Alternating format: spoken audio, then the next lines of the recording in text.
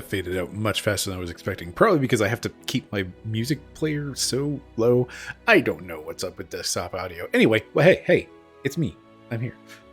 Apparently, I've been here for some number of years. Congratulations to me.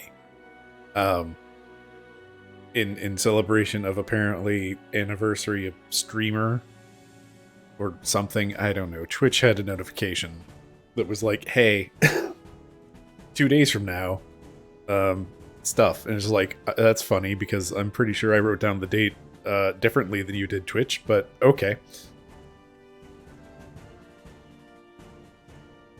I don't know. Maybe it was like first stream ever versus like affiliate-versary. Are those different things? I don't know. I don't know what I'm doing. I never do. That's how things go.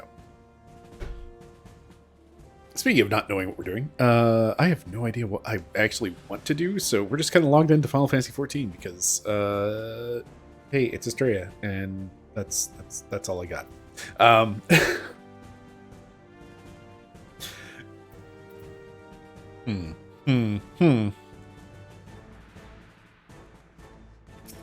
Yeah, that's the entire train track that I had built for this stream.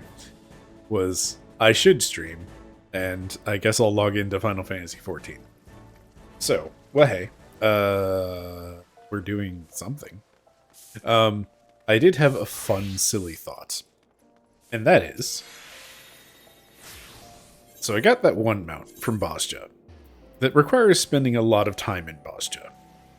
And by the time I was seriously trying to do that, I decided to stop opening lockboxes. Partially because it was just kind of a pain, and partially because, I don't know, lazy. It's actually a cute beret. Hot dog. Shame I don't wear hats. Speaking of shame I don't wear hats, another potential thing what could be done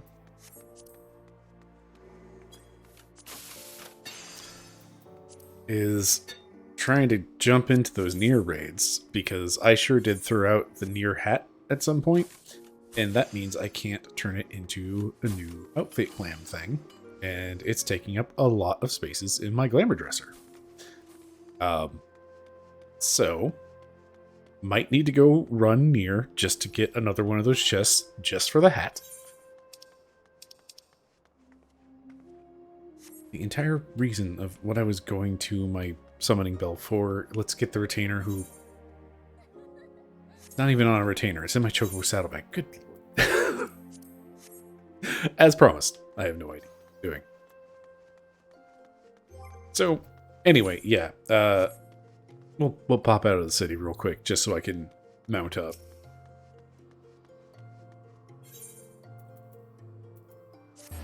Doesn't really matter.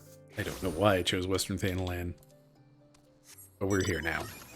So yeah, this dumb mount requires all of the field notes from Bosja, which is a pain. Just a tremendous, awful pain, and hey, look, this guy's real pretty.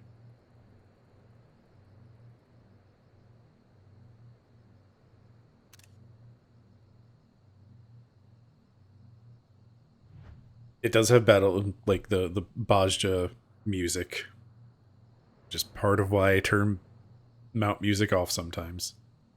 And that really is a gorgeous sky, though. Hot dog.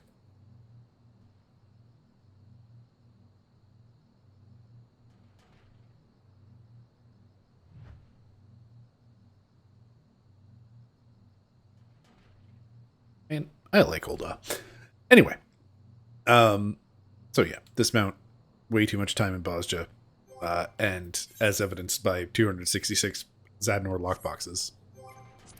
So why not? Let's go pop open some of these and run out of inventory space and then create problems for myself. It'll be fine and fun, I swear.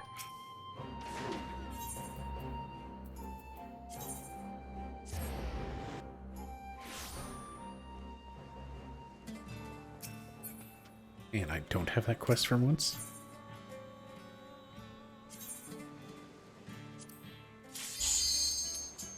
I mean, there is a locksmith right there.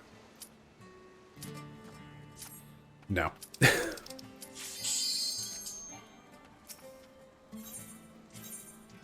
Wahoo.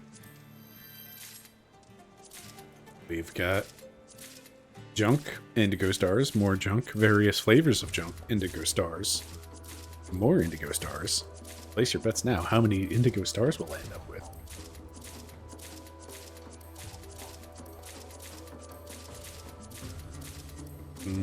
Garbage materia. Oh, hey. We got a pike of the goddess. Actually, hold on. There's something that's not trash. Alkyl dye. Hooray. Yard trash.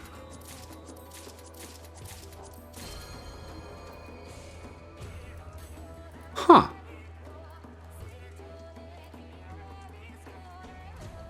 Well, how about that? An emote. Actually worthwhile. Entering sweater. Important, notably not part of an outfit. Glam.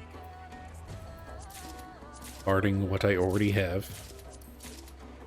Metallic orange dye. That's alright.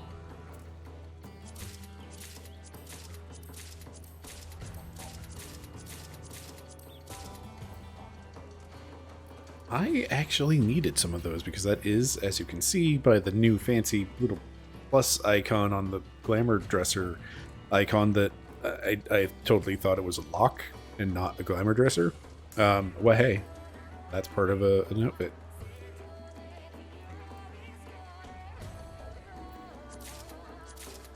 Pure white. Edge of the goddess. Trash materia, indigo stars.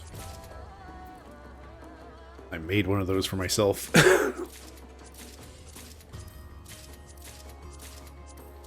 I guess I could have just opened these. The funny thing is, that's actually part of my Bosja glam.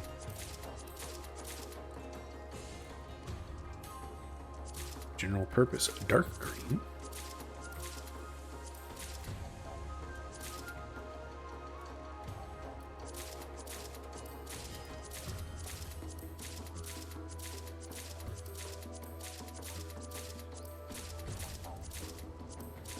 Corsage. General purpose dark purple, it's a good one. Jet black, that's worth like $500,000 right now. It's probably worth more actually with the new housing updates and all of the extra glam stuff going around right now. Alright. Running out of inventory. That was metallic green. Closing out on a metallic red. Got about halfway through those.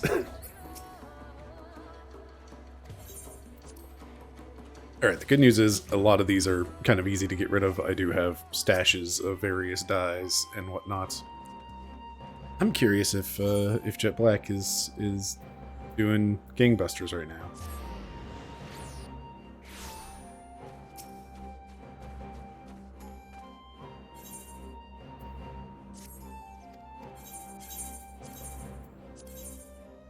Apparently I have a stash of Jet Black. Hot dog.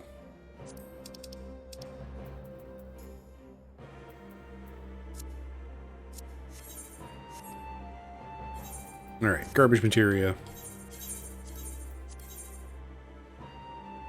That's an easy clear.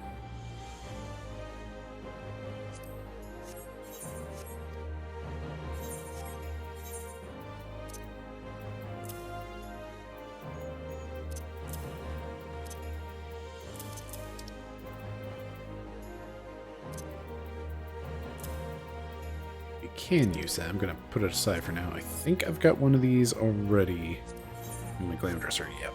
So that's just to be sold. You're just to be sold. Apparently, I don't have a stash of metallic orange anywhere. I think I freed up an inventory space on this retainer.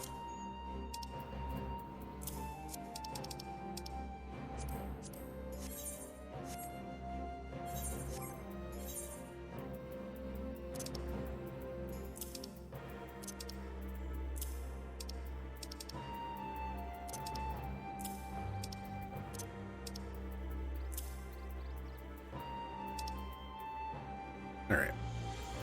Leave that around for now. Real quick. Let me just check this. Yeah, already did.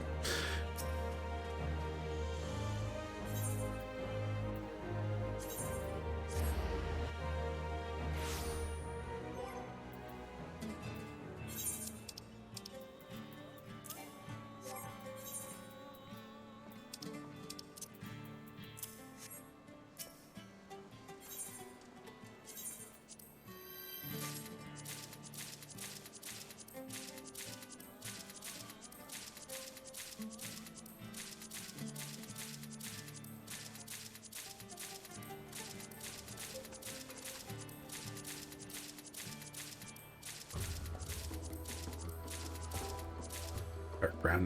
What was that? Stuffed Purifool?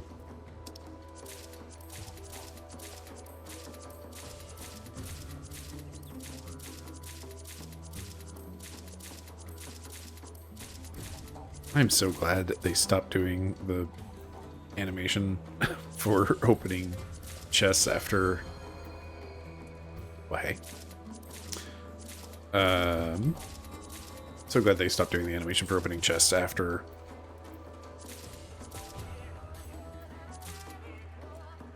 Sword, Palace of the Dead. There we go. Jeez.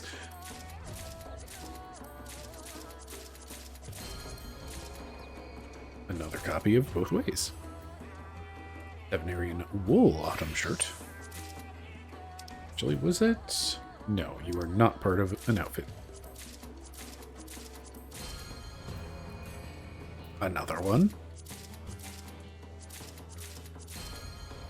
Another one.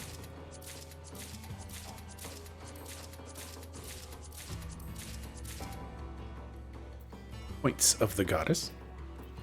And we're through them. Good job, team.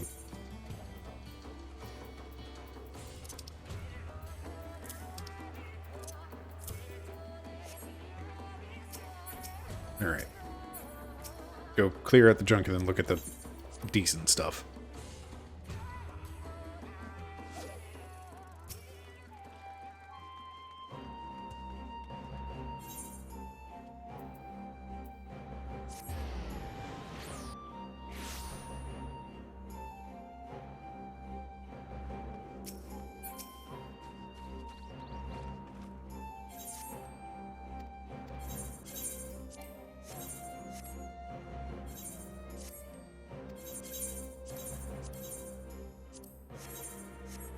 So, not too bad. We got some decent dyes. Pile of trash materia. Some other garbage.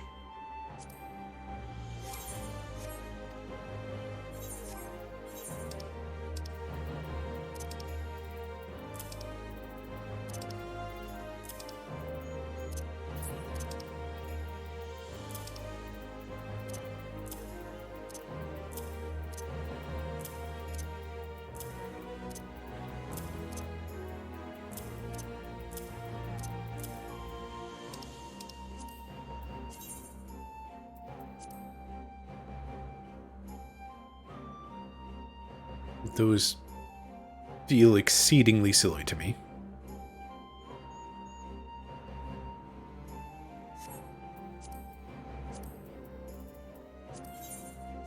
Morning Glam Dresser.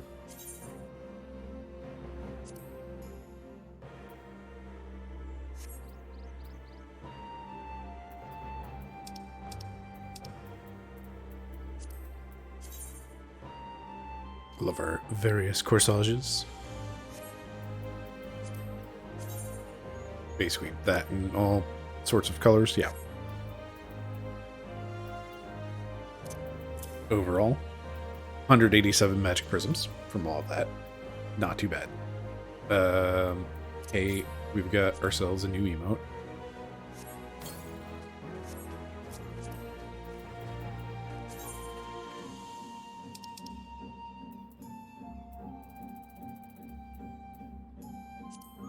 Apparently I got Scheme at some point.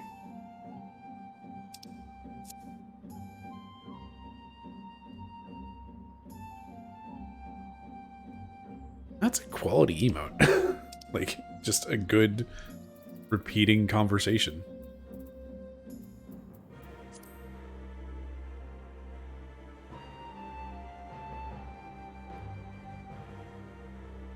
And somehow ring hands, like the, yeah.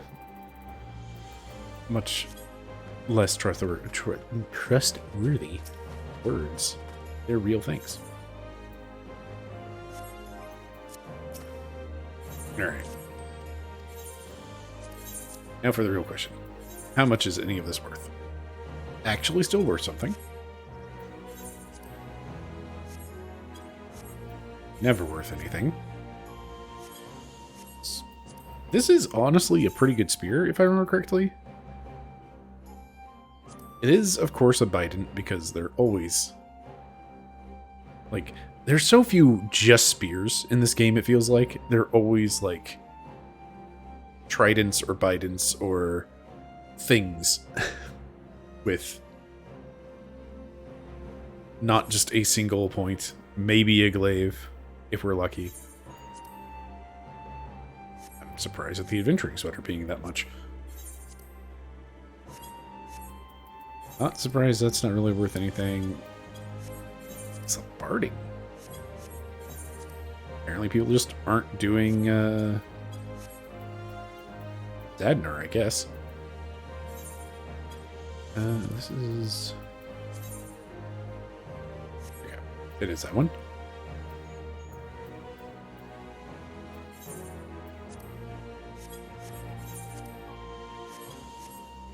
Glam items that are pieces of outfits are worth a whole bunch. I think, like, if I remember correctly, this looks almost decent, but it's also just, like, it's the classic problem that I have with, like, all Dark Knight swords, and that is they are thick with several C's and not in a good way.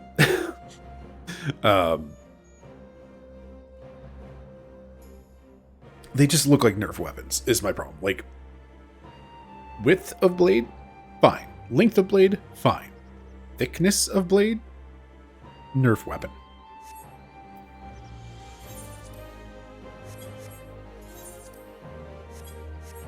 Marcellus are just never worth anything.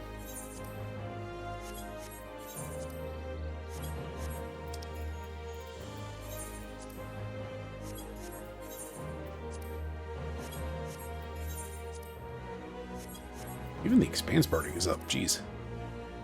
Okay, there we go. Boston bard. Still not much.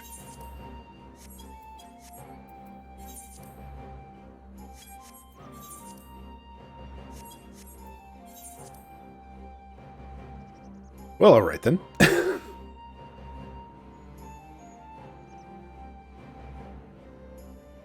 Which one is both ways? Is that, what's his face?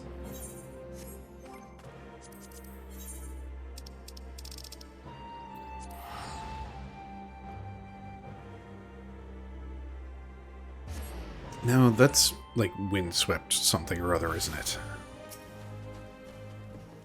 By what's his face, I mean, oh god, what is his name? The Beastmaster guy.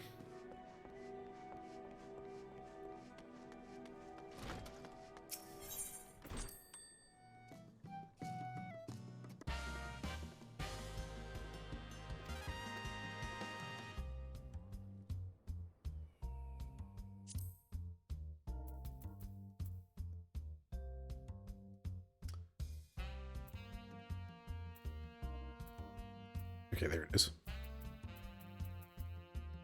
It's like, where is the name on this? It's behind, like, right over the bright. Yeah, that one's not too bad.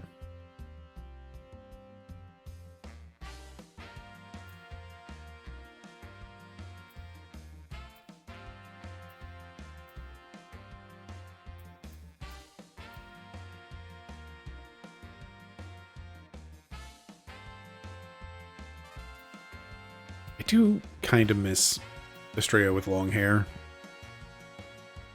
I believe this was on my short list of potential alternatives in case my hair didn't get fixed up. This might have been as well, actually. Like, again, I do kind of miss long hair Estrella. times.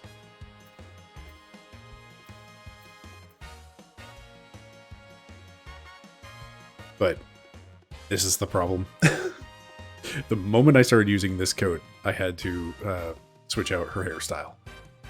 And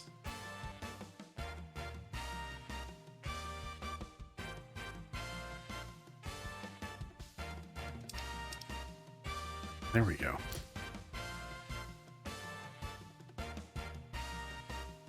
I appreciate that no head/face wear is an option, but it is also like counter to what I want, which is I want to see Estrella with her hair or with her horns.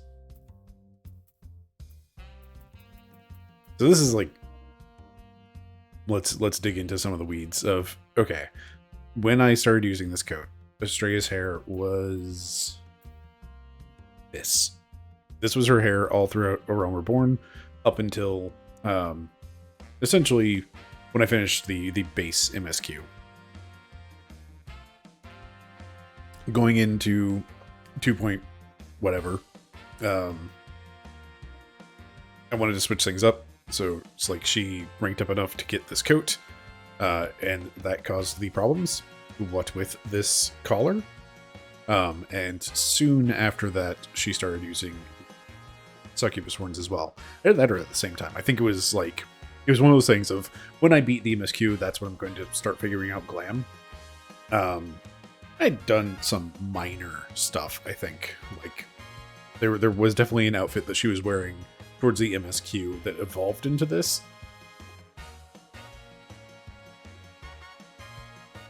But when I started messing with glam, it's like, okay, this clipping through the coat, not going to cut it. She has to change her hair.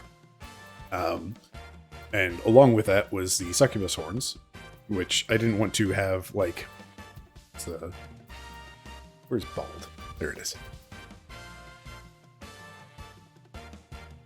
It's like, you've got that circlet that's just kind of always there. And I kind of wanted to hide as much of that as I could. So it was finding a hair that hid a lot of the circlet and still worked and like didn't cut through the high collar of this coat.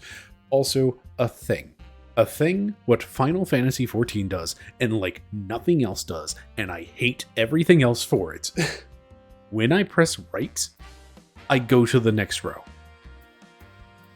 I hate every single character creator that is not Final Fantasy XIV's for not doing that. It's like, it's only Final Fantasy XIV, and they're the only ones that are doing it right. This is the correct behavior. Not stay on the same row and just cycle, because that makes it to where it's like, okay, I press right several times, and now I need to hit down at some point to cycle through more hair. If I just want to like go through and quickly judge all of the hair based off of some criteria, I can sit here and press a single button, just one.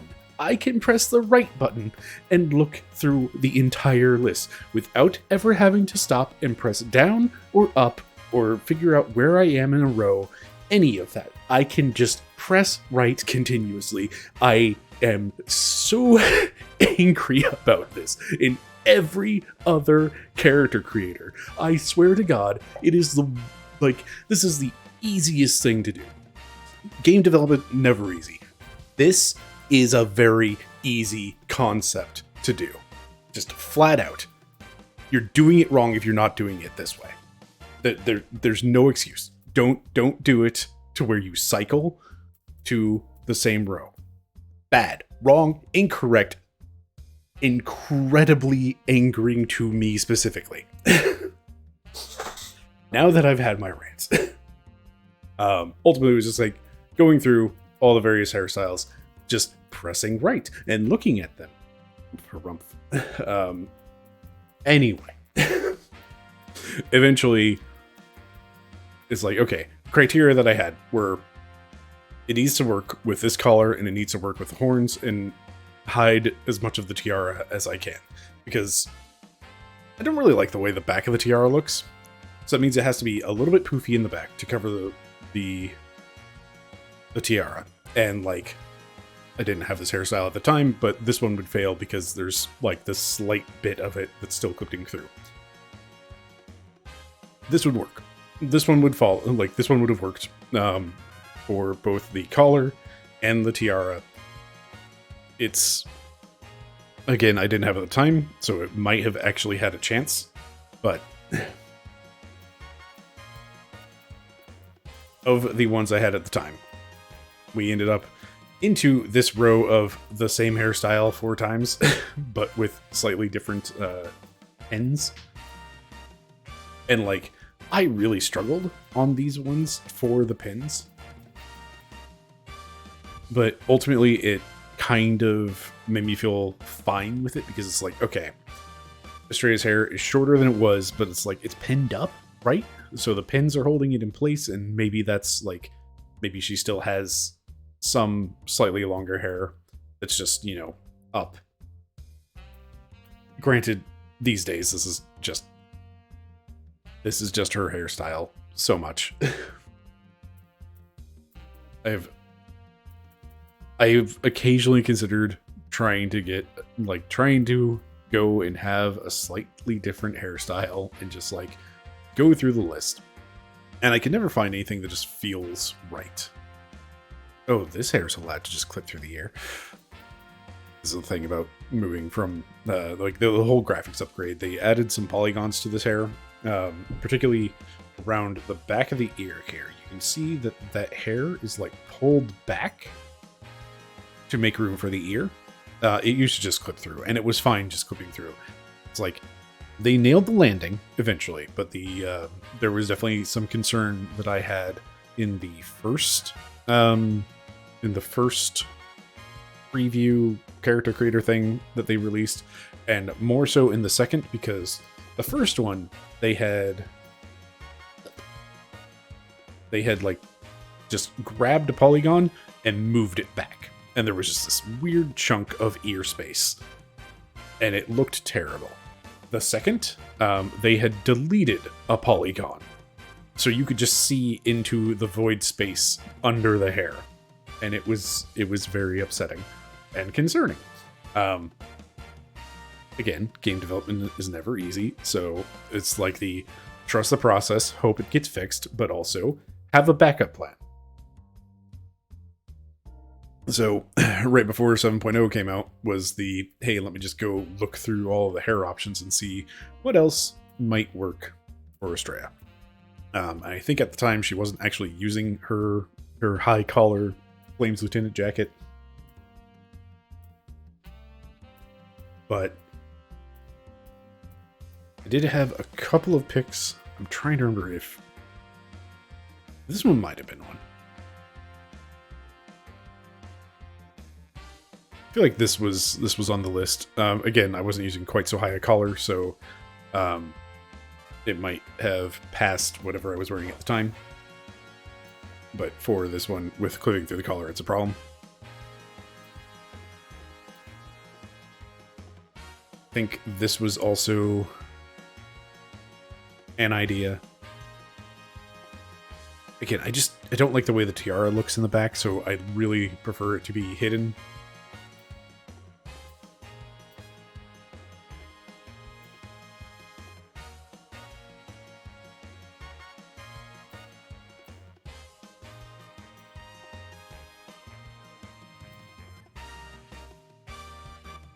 This might have been somewhere on the list of just like, it's okay.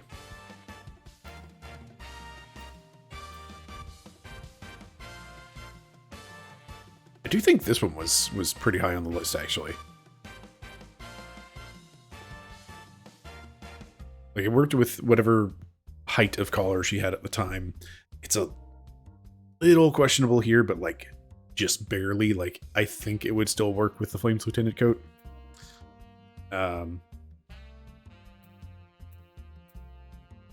This was definitely on the list. I think this was... maybe.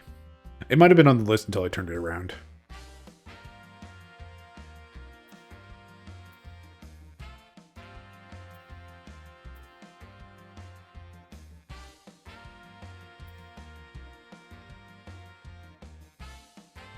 I think this one was also somewhere in the list.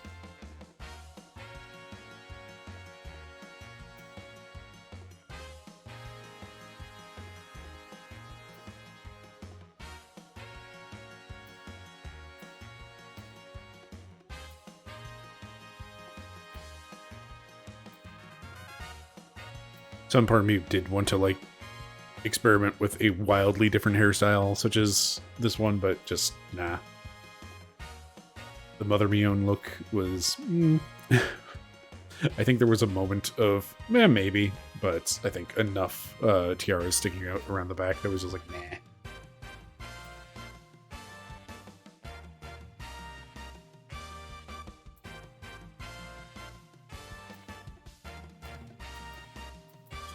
Anyway. As is often the case. Later, dude. No thank you. No changes.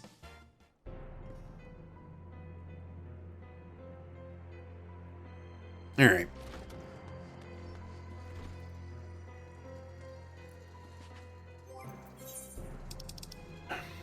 Okay, so we've now given ourselves a new problem of I need to clean out my inventory. I do want to keep these because these are part of a glamour outfit. So I just need to find myself some steerhide shoes that are in my armory chest, apparently.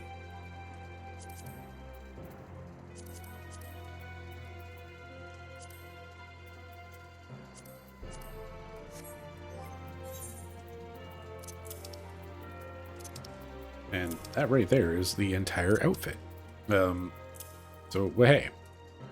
I'm pretty sure the one that I have in my glamour dresser is high quality, which I'll pull out and then lower the quality because the entire outfit has to be the same quality. Stuff doesn't matter. These are ugly and not worth a whole lot of money. You're not worth really much of anything. You're in the maybe pile of trying to sell it. Definitely pile. Very definitely pile.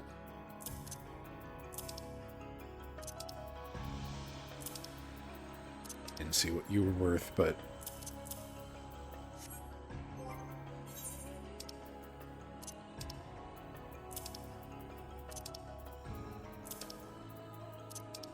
I don't think I checked what the Moy is worth.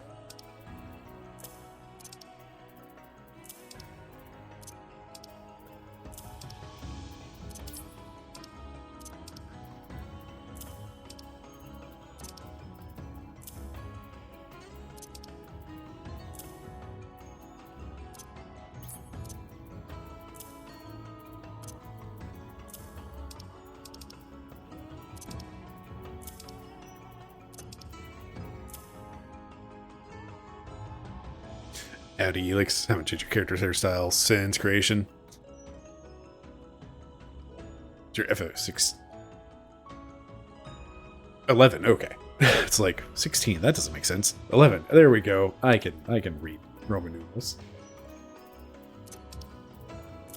Yeah, I had not considered changing Estrella's hairstyle until I started using this code. And it was just like, the clipping was just way too much. It had to change. So, it did.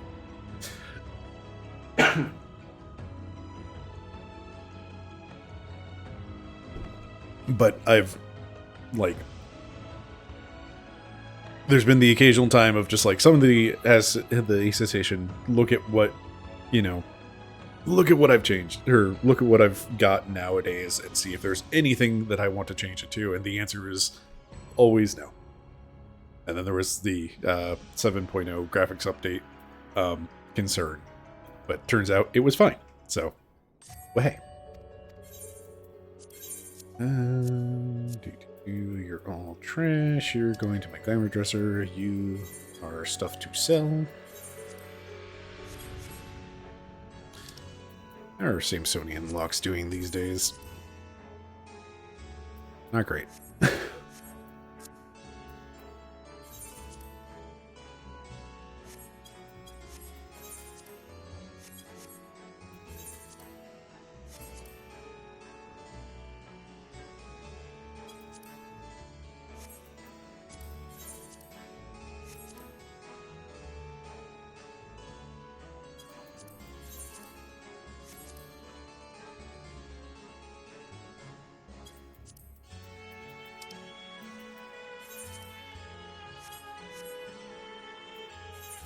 Alright, that's heading towards the pretty much worthless pile.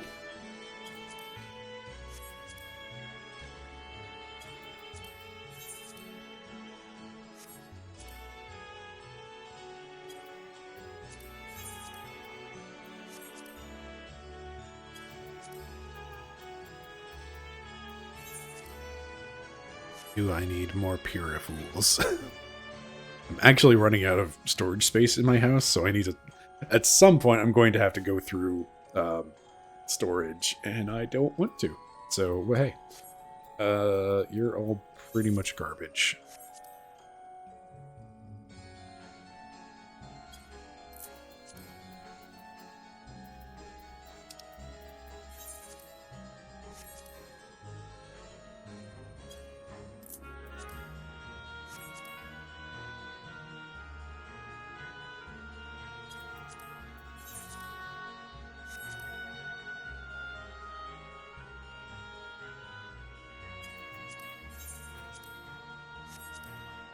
We're just going to put you up for a lot.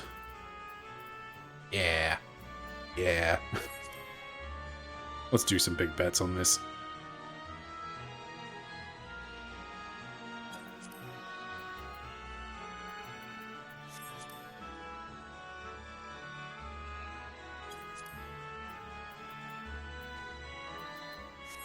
So, since this is now... we're just going to do a meme number, 2020. Yeah, since that is now part of a lamb outfit, it's worth more. There's a delightful new market board game of trying to find things what are glamour outfit compatible and finding the pieces that people need of that. I mean, it's always been the case with, like, the Peacekeeper's attire, that, like, the Peacekeeper's attire chest, coffer, that's where I'm looking for, sells for, like, 50 somewhat gil, or 50,000 somewhat gil, but the pants from itself are, like, twice that. I don't understand, but okay.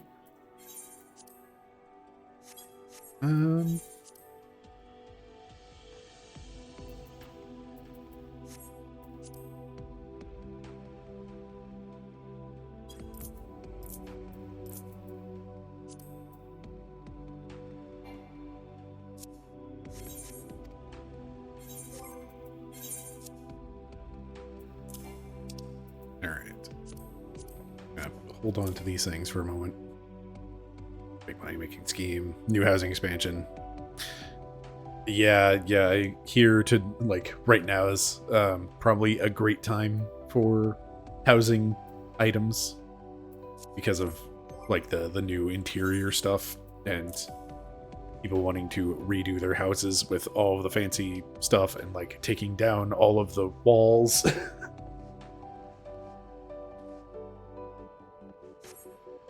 Oh yeah, I've definitely seen the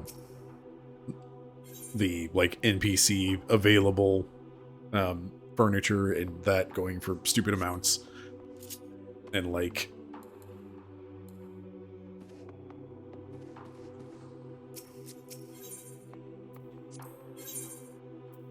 sure do have a lot of things in here that are just like I'm really kind of curious. Let's pick one at random. That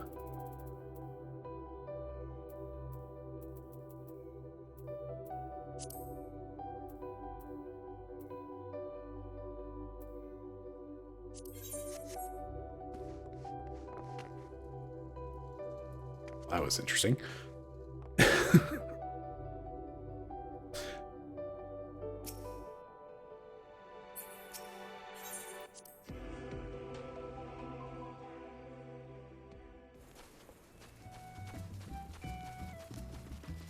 Alright, so, wooden table.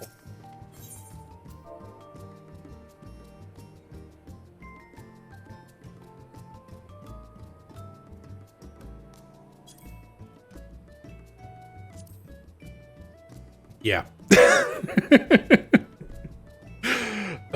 that's a very silly time on the market board. I know, like, I made, like, probably 1 million gil just off of selling iron back in the day. Because people are just, like, they're just too lazy to go to Limsa to buy it. They don't have a house, or they just don't go to the anyone who sells it and just, like, you know, available for a few gil from an NPC. But they will pay ridiculous amounts for on the market board. That market eventually dried up, but just like, I get it. I've definitely done the thing of just like, I could go out and gather this myself or teleport over there and buy it. But honestly, after the round trip of like paying to get there and back, it'll just be cheaper to pay an exorbitant price on the market board.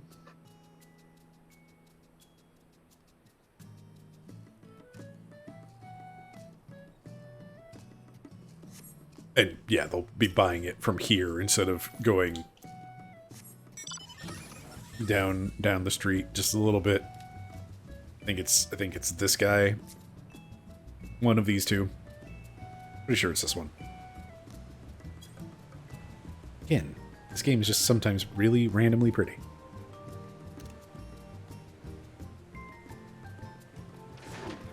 Ma'am, I did not realize you were a woman. I have never been zoomed in, and you've always been halfway behind a pillar.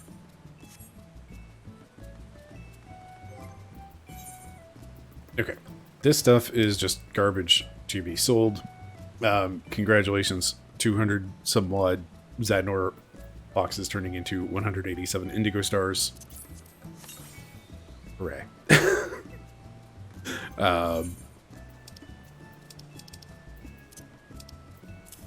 That just leaves these to go in my glamour dresser, and that's our inventory no longer a disaster.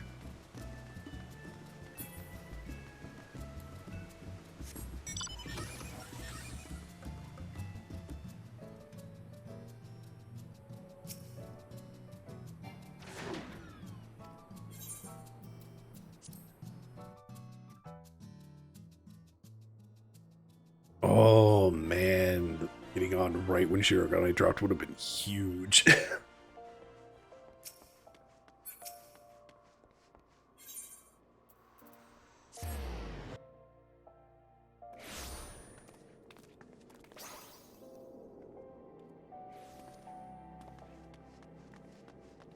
I don't miss the old housing system.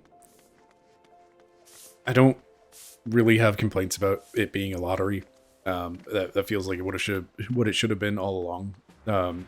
But also, I never would have gotten my medium house if I hadn't gotten in right before they changed it to where you could no longer like move or whatever. Like there was that like pre-game timer sort of thing of, well, you can't put a bid on the house yet. But if you're moving, you can buy this house right now. That system was very silly. But it is also like what allowed me to purchase my medium plot. Because it's like, oh, I have a small and there's a medium up right here. I should probably get it.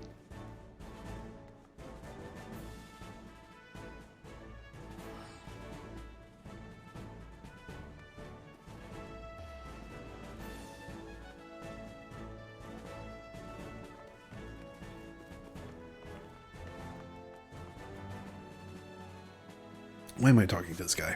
I don't need to talk to you. I need to go and deal with glamour shuffling.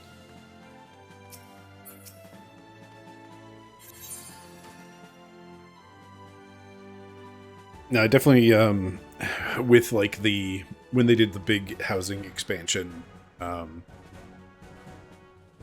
it added, what was it, like, was it 6 or 9 more instances per area.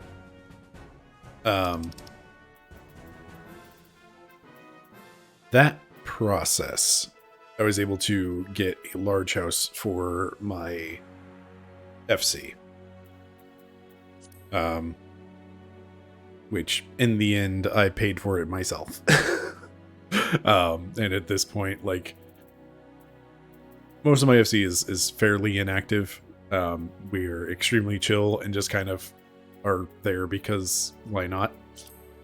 It's the thing. We store it so I can. It's quality.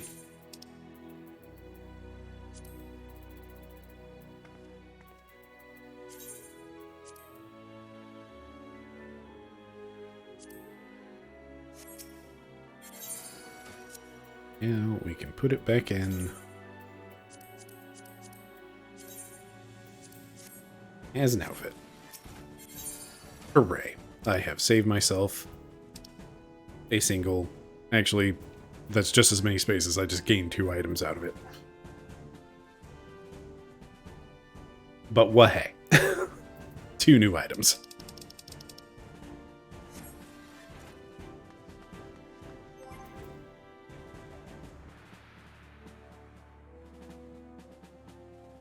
One of these days I need to get around to buying the stupid expensive like golden mounts, but also my poor Thavnarian market, or my Thavnarian onion market kind of got ruined, and I'm still really mad about the launch of Dawn Trail with prices were going up and up and up like they did with Endwalker, and then some dummy came in and put them up for stupid low prices and put up like 50 of them all at once. It's just like, that's how you ruin the market. Thank you.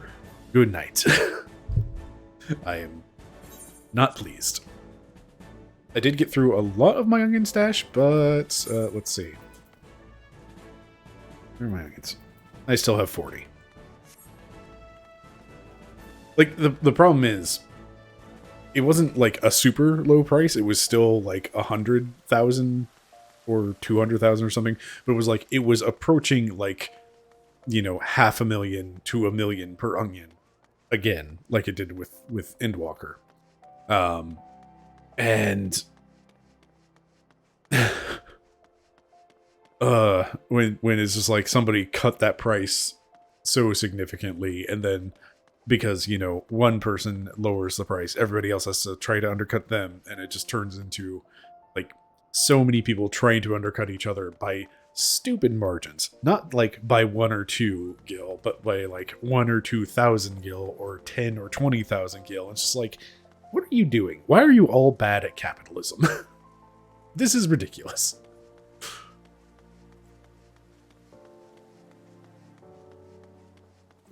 So yeah, I'm afraid, but let's go see what the market rate is for onions right now, because it makes me sad.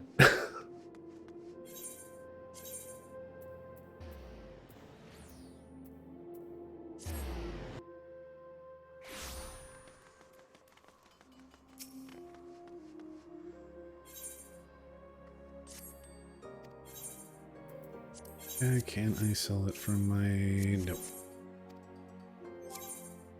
Actually, I probably still have some up for sale at a, you know, the price what they should be. On one of these retainers, at least.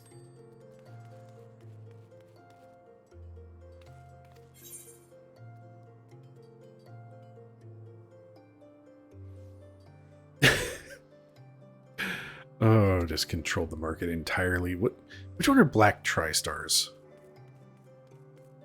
Oh, okay, yeah. That would have been bank.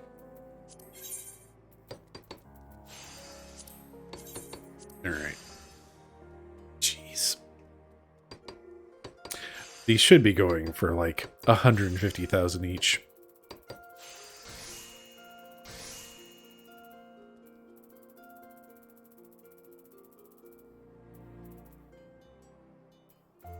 Gotta love big, tall, elven lady.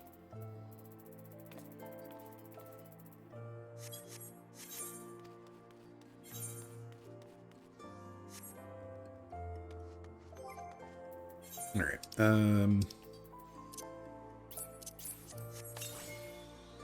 just going to be using these randomly for a bit before I decide to just screw it and sell them.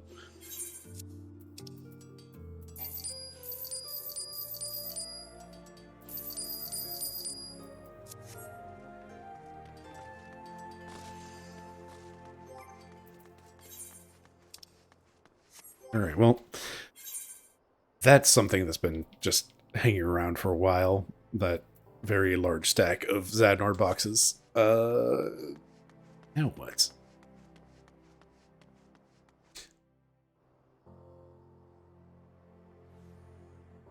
What I should have done was queue up for Mir. Because I threw out the hat from that set, and now I need the hat so I can combine everything into an outfit slot. And it sucks.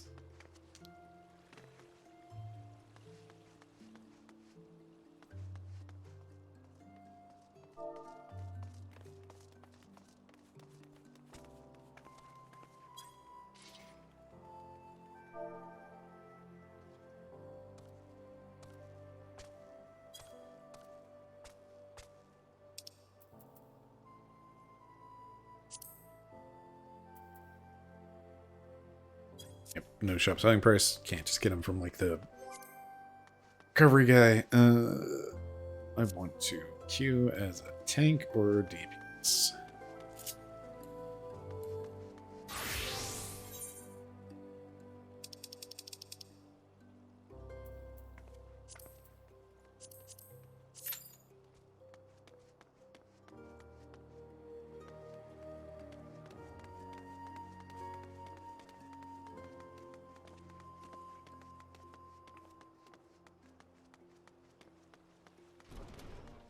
Now what to do for like 12 minutes. Supposedly there's new triple triad matches somewhere.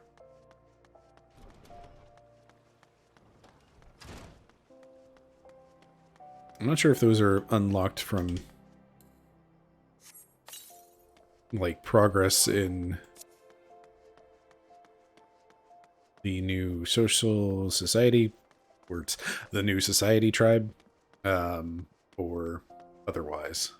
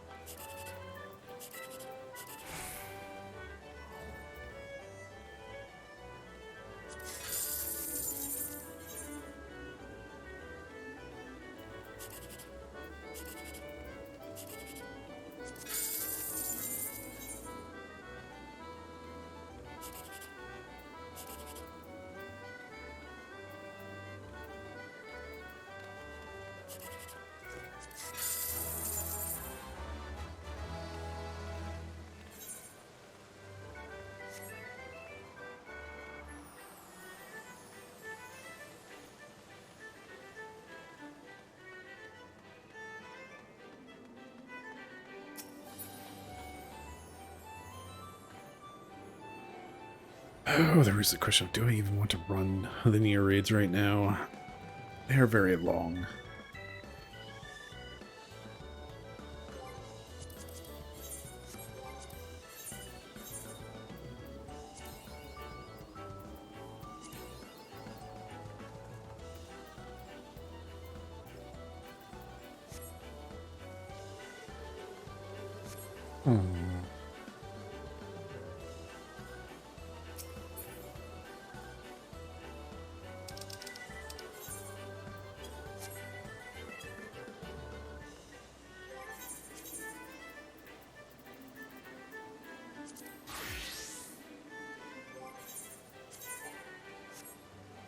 Glamours could not be restored. Did I just not finish updating things?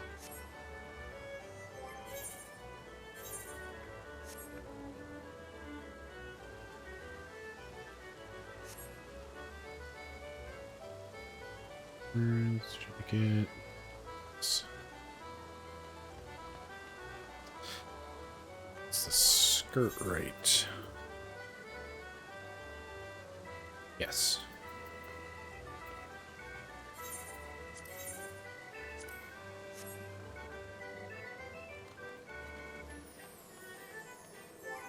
Oh, that's because it wasn't that one. It was this one. Right. Well, rip a glam that I threw together very momentarily.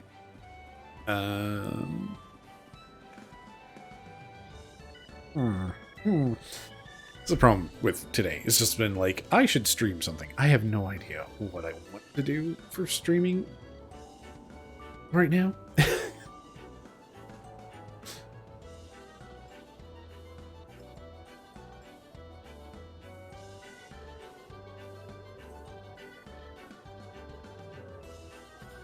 Let's see. Do I want to do Palace of the Dead or something silly like that?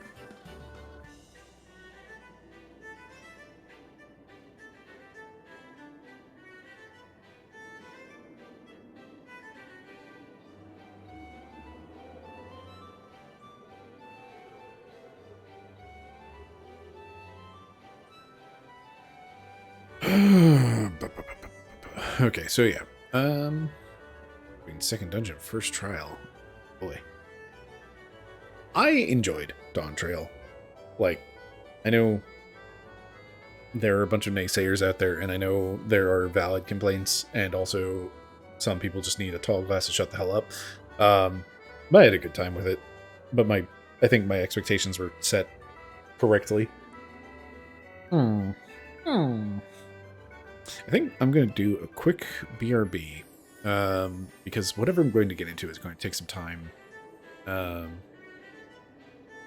the question is, House of the Dead, Near Raid, other deep dungeons are also available. There's also just going back through old dungeons to see what they look like now that they have their, more lights or shadows or whatnot. I don't know. We'll do something. I'll be back in a bit. Button.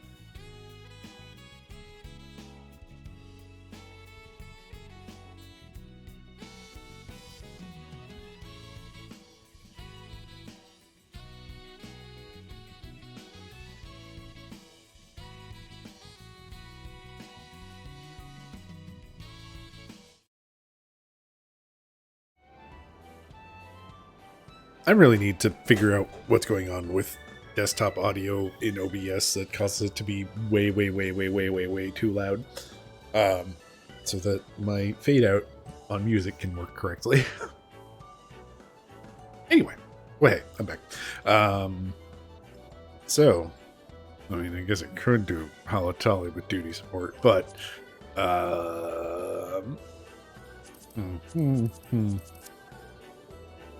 I meant to have a thought about, like, what do I want to do, and then instead I found a piece of cheese to eat.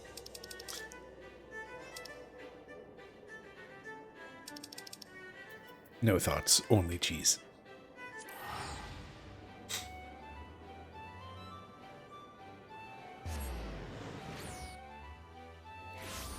I mean, I guess I could do more GC Squadron nonsense. I think I still need that achievement.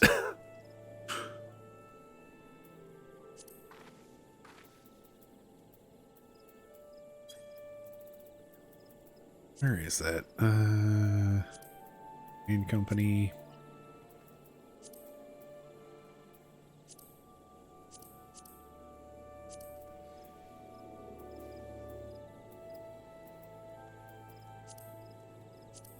Four more for an achievement, and then way too many more for another achievement.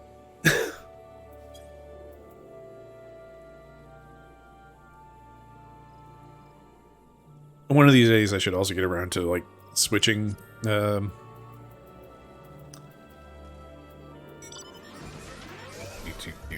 words. Grand companies. Should switch to a different grand company so I can start getting achievements for them. Start getting all of those titles and random nonsense equipment, and also work towards horse in various flavors.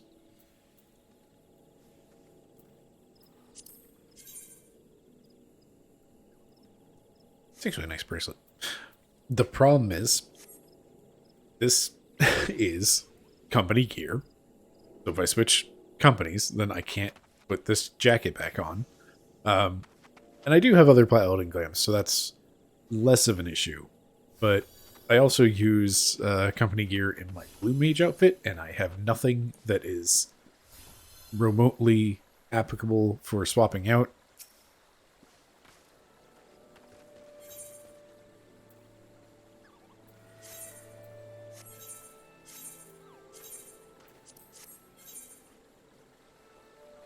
All right.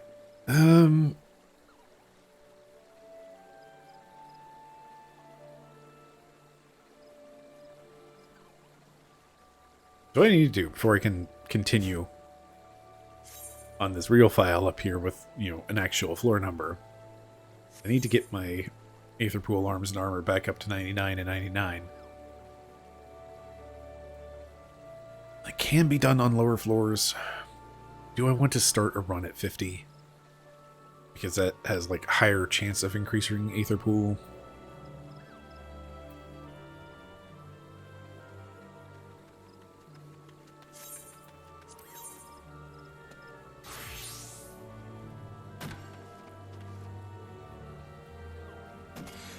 Huh. I didn't realize that tree was available for hitting.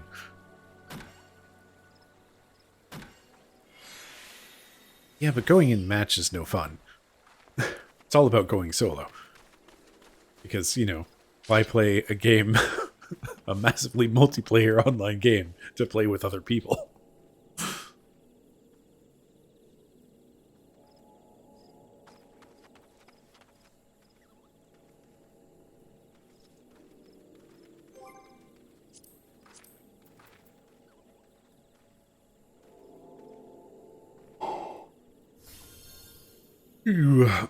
I do kind of wish I just had, like, a squad that I could just tap immediately. Like, this is the problem with being in, like, a very small, chill FC. It's just not having a pile of people just immediately ask of just like, hey, I want to go do stupid stuff in Palace of the Dead. Who wants in?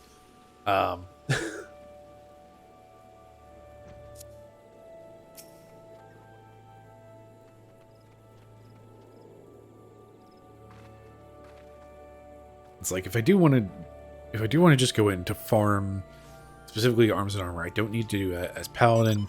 It's basically like do I start a run that I take seriously and try to, you know, I'll get my arms and armor up along the way.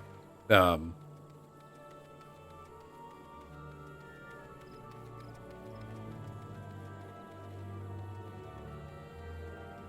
no. Oh no. Not the friends moving to different data centers. No.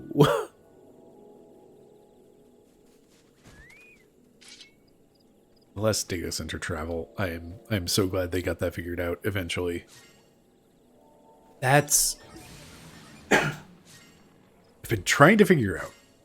Like, a lot of last stream was pondering, like, where are they finding all the time to work on, like, all these quality of life sorts of things that were added this patch? And that's the answer. It's that they had people working so long on, like, the data center travel stuff that they've probably freed up some people now that can actually, like, focus on other things and get to these other quality of life things. Oof, 2 years before DC travel. Yeah. Yeah. That's rough. Yeah,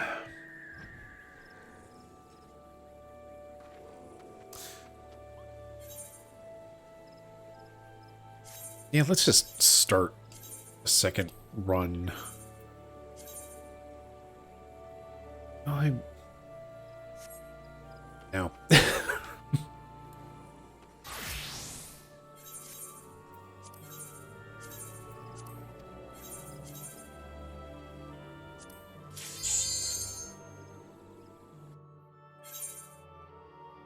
It's time for silly shenanigans.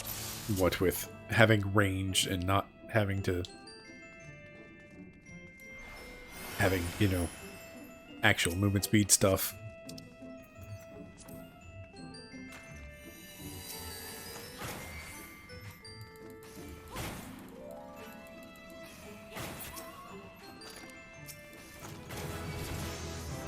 Oh my goodness, a level.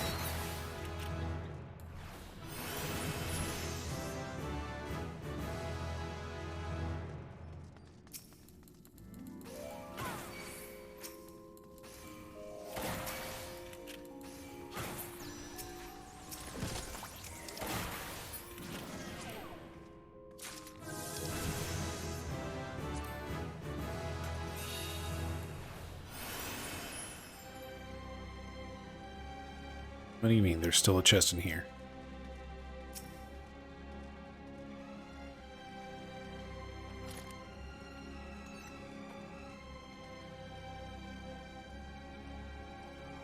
I do love how the vibe of Palace of the Dead is just so drastically different. Dude, like, at lower floors, it's just a silly shenanigans fun time.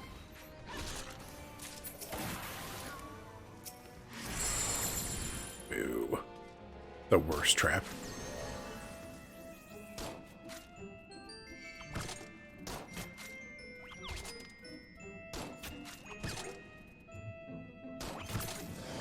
Like, I definitely appreciate Eureka Orthos for just being straight to the hardcore. You are down to business to defeat the Huns.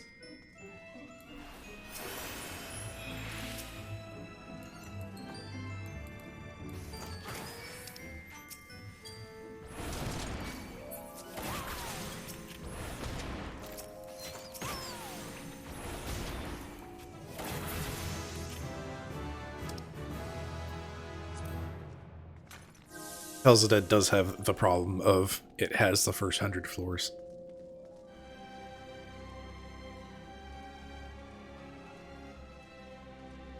Yeah, I do. Like, I love Palace of the Dead for story bits.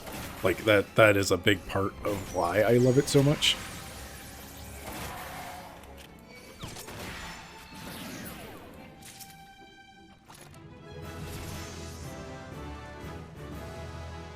I do also love it for, like, the whole of the dead aspect.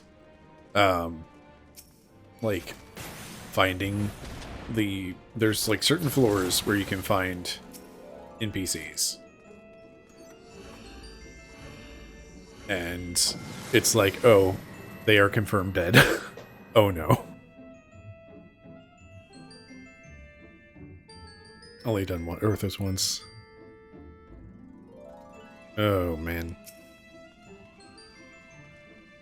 Yeah, I've never really done. Hooray, we got one of our arms. 2 more points to go.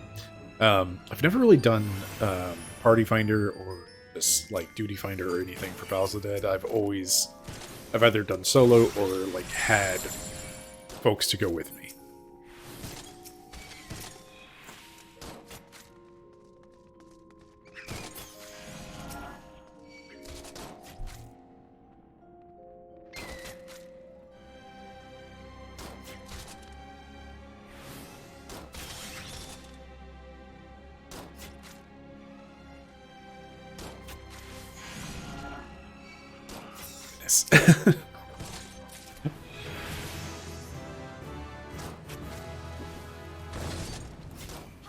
Yeah, I've definitely had a few long queues.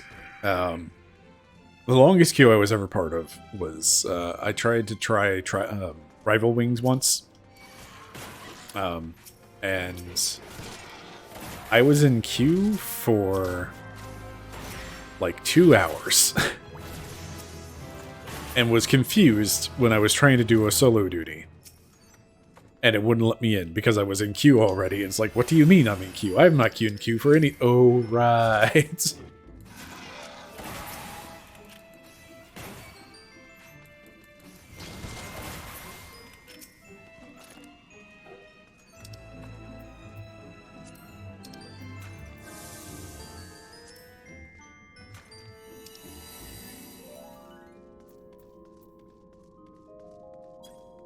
Yeah, I really enjoy Eureka Orthos for just, like, diving straight into the deep end, and it does kind of have that, like, we assume that you have seen Palace of the Dead, or at least heard about some of these mechanics, because we're just going to unleash them on you. And it goes pretty hard pretty fast. It's actually really hard to start as Paladin. I think they might have changed it, actually, now. I need to... It's been a while since I've done any Eureka Orthos. I should dive back in there at some point, but like, you just don't have sustain as a paladin. Like, there's no natural sustain, so you have to lean on. You have to lean on clemency, which takes time to cast and all that, until you hit. It might just be level 82. When you get Holy Sheltron, which is here's a region on top of the damage reduction and all that, and that makes it so much easier to run.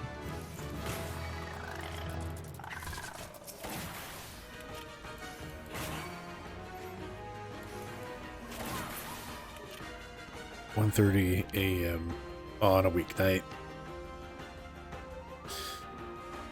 Yeah.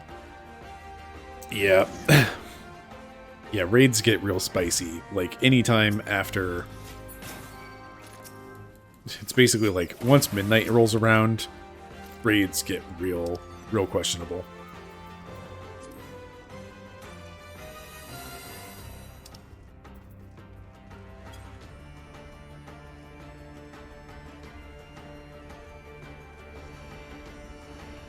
It's definitely the worst part of trying to do that speed run was...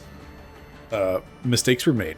We didn't get to Crystal Tower nearly as fast as we wanted to. And yeah, it's a bad time. Waiting for queues when you are so done. 20-ish hours into the game. And all you want to do is be done and go to bed.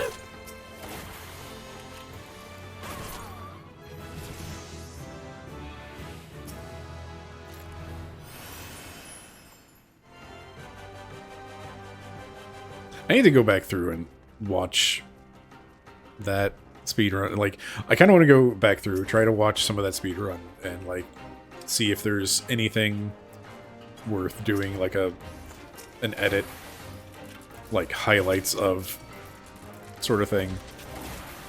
Or just like, here's how the vibes go each hour.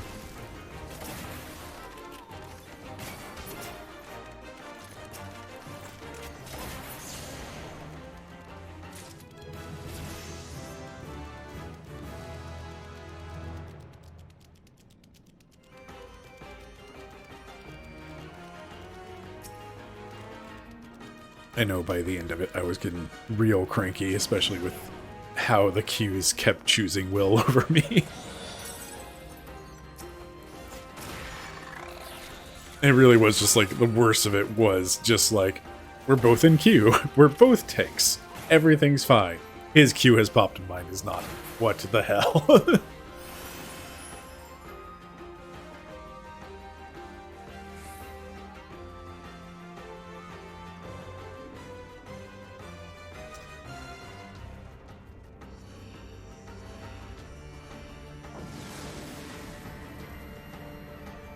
Speedrun category of Palace of the Dead, level 50, from a fresh new character. So, like, is that you have to make a new character, get far enough that you unlock Palace of the Dead, run Palace of the Dead, or is it just starting with 0 Aether Pool Arm and Armor?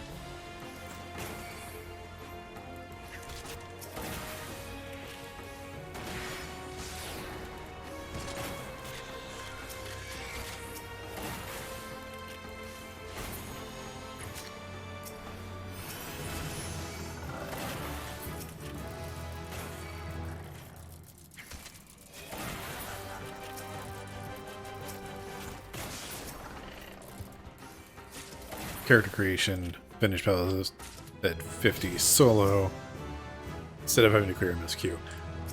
I'm curious. Like, I don't remember what is required to unlock Palace of the Dead. I thought it required clearing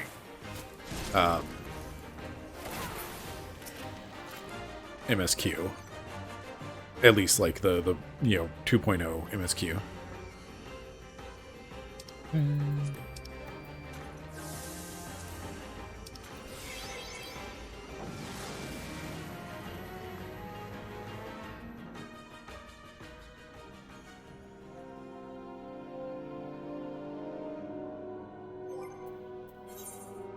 Yeah, there's definitely an aspect of that would be really fascinating in the routing sense, because it's like you have the routing is largely before you get to the RNG section. And I know for some people, they really enjoy that. I don't believe I'm one of them. Like, I'm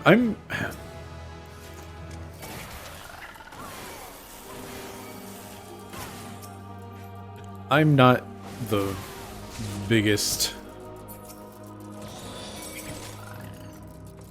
fan of a lot of RNG in a speedrun, just because it's like, I don't like that loss of control being a big time loss sort of situation.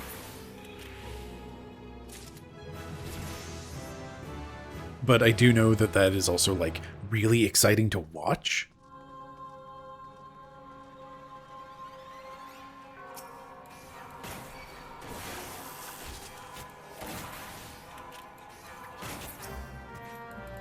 Because, like, when you do get those, like, RNGesus bless, those are always, like, a lot of fun.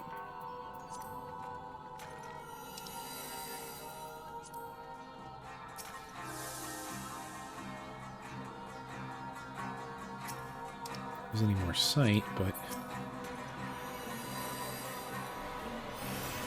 or if you fear dungeons until you get to Palace of the Dead, at least. Yeah. I'm actually, like, I now want to go look up, like, what the... Hello, landmine I've managed to walk by 3 times. Really curious what the actual unlock conditions for Palace of the Dead are now.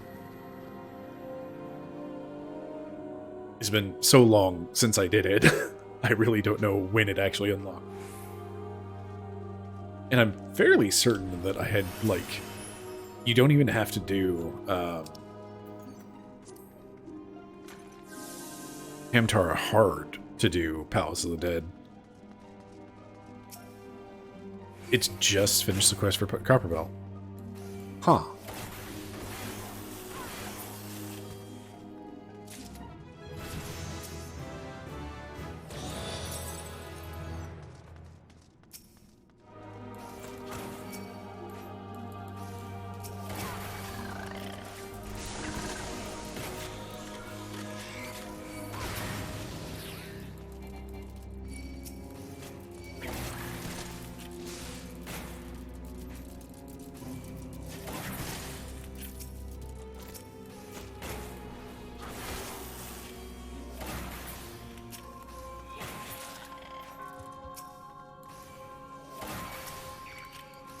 Yeah, that will have at least...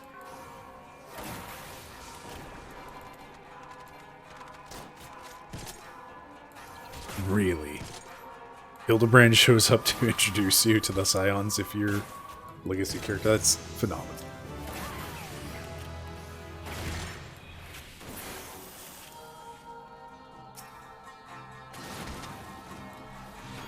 I meant to look at my health before opening that chest. It worked out in the end, but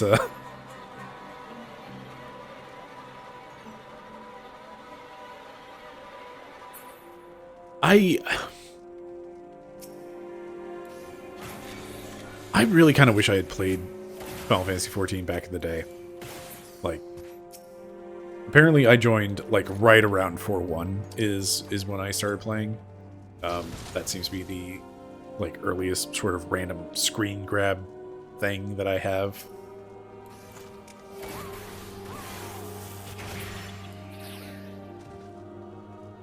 Because for whatever reason it was like, let me take a screenshot of the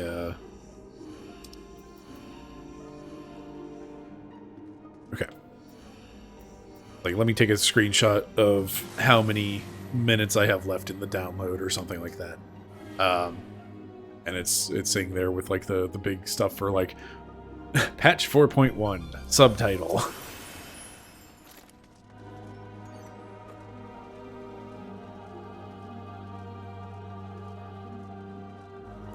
Yeah, like I'm really curious about like all the legacy character stuff that they have tucked away. It would be kind of neat to have like the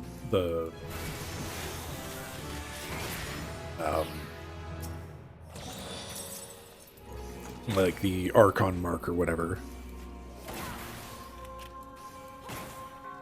And I know I would not have enjoyed 14 1.0. I mean, everything I hear about it, it sounds like just, you know, several layers of disaster and just the worst. But the stories around that are so much fun. It's kind of like when people talk about playing Final Fantasy XI. Of, there's so much that you had to rely on other people for that, like, community was forced upon you. So it's like people have so many friends and whatnot, or like such great experiences, and there's always those stories of like weird things of like needing, you know, we need a red mage, a white mage, and a black mage to go to the bottom of this dungeon to open a door so that we can get past that to complete a quest or something like that. And there's so much that's just fascinating about that.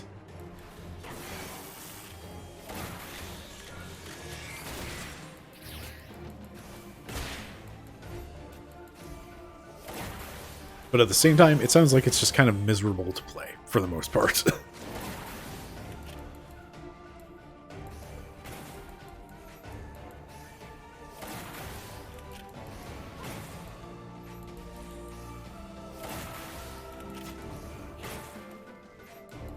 But also, 11's still going. It's still going. It's still, you know, a paid subscription service. People are still there, and like I kind of feel like everybody that has played it to like any degree has like some positive fondness for it.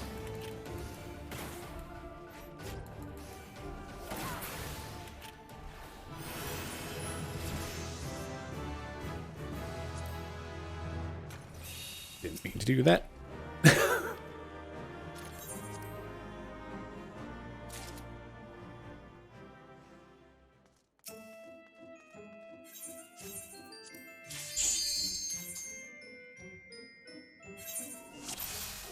The unfortunate thing about this set of floors is that the boss actually is a little dangerous.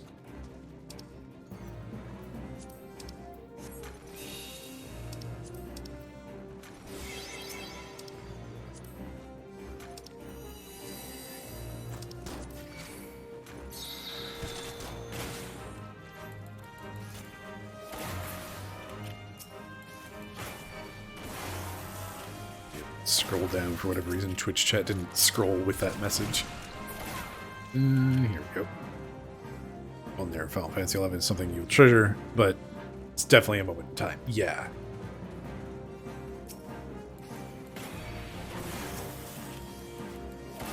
It's like, at some point I was messing around with Wizardry 7. Which, as a game, is fascinating and has all sorts of like really super cool ideas for its time.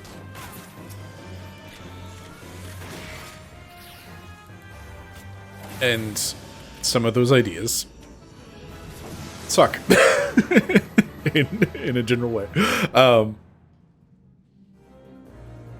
You couldn't make an 11 alike. Yeah.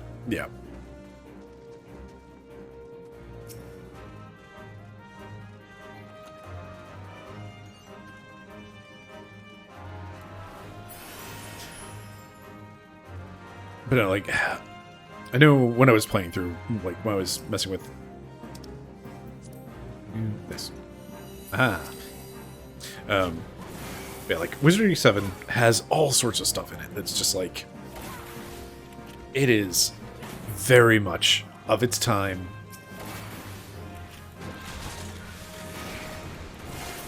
For better and worse and mostly worse. And things like having characters with, you know, randomized stats at the start. So you spend like the first several hours of the game just in the character creator, making characters, rolling stats, trying to get something that's half decent, and throwing characters into the bed. And it's like, in every describable way, I knew you were going to get back somehow. This is a problem.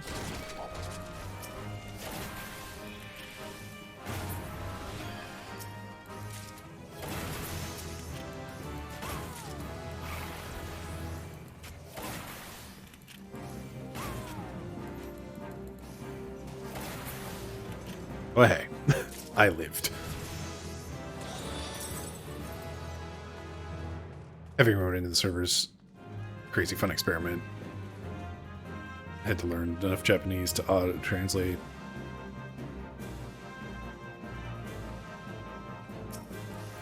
Yeah, it is just like such a moment in time you just can't go back to.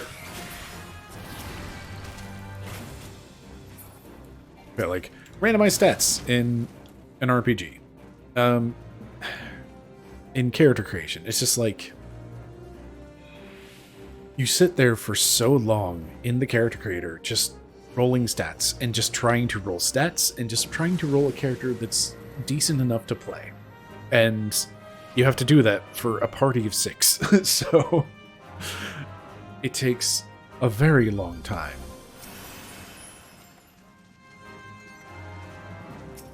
And it definitely sucks, but at the same time, it has like that potential for, what if you roll that really good character who has amazing stats? And like, part of spending several hours doing that is rolling to see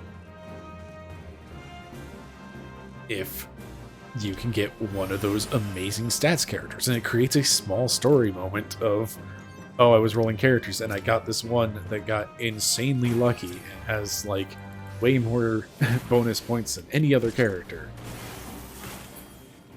But at the same time, you had to spend, like, no matter what you do when you start this game, you have to kind of sit there and spend several hours rolling characters to get something that you can play.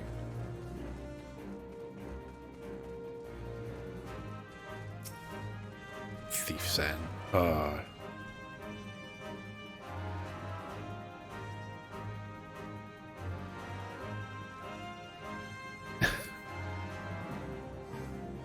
Sen has the heart spirit of a JP.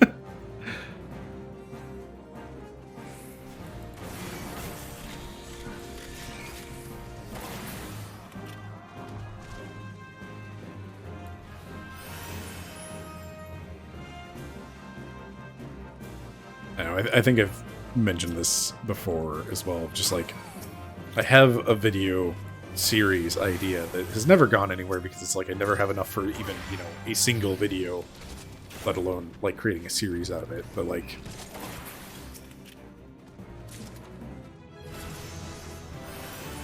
just how many old game mechanics, like just kind of looking at old game mechanics is kind of like the whole aspect of it. It's just like, are we throwing the baby out with the bathwater by no longer doing this thing?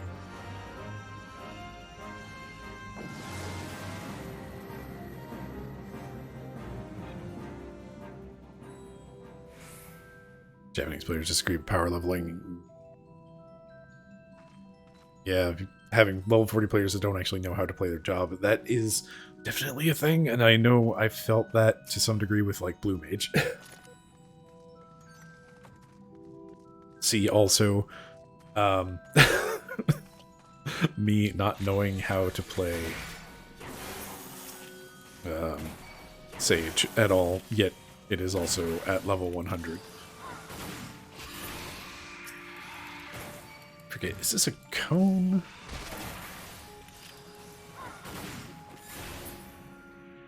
Alright, well, killed it before I could find out.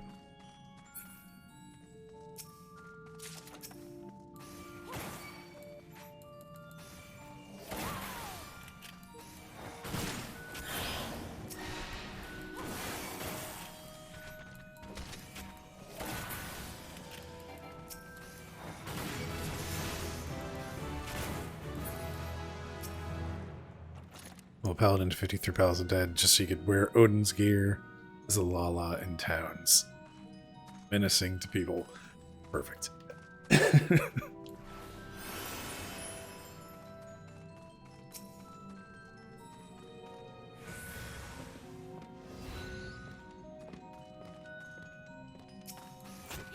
You're a mimic. I should probably pay attention to the screen a bit.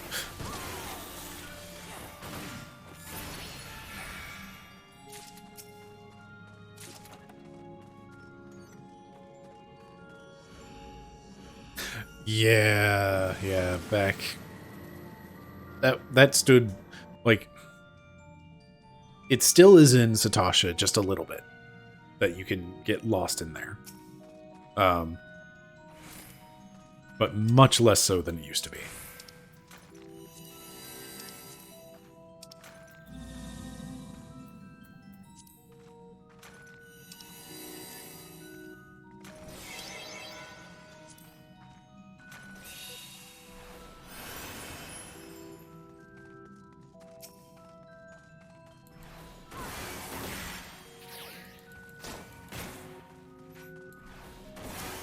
That's another, like, that's another thing with this idea of, like, old mechanics that were we right to get rid of them? It's just, like, having more explorable space in dungeons where it wasn't the, you know, what has become of corridor with several walls in the way and just tank wall to wall, fight 3 bosses, congratulations, you're done.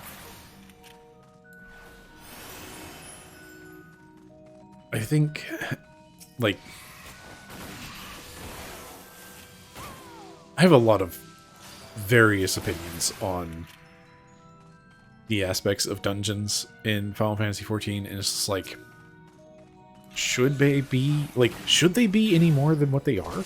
Is kind of, you know, that's a big question of, you have a huge population on this game, and it's like, part of the thing about this game is just like, it is really approachable, like, even if you're not, you know, super experienced with games, or you're just not into high action or anything, like you can, for the most part, get through the story and have a really good time.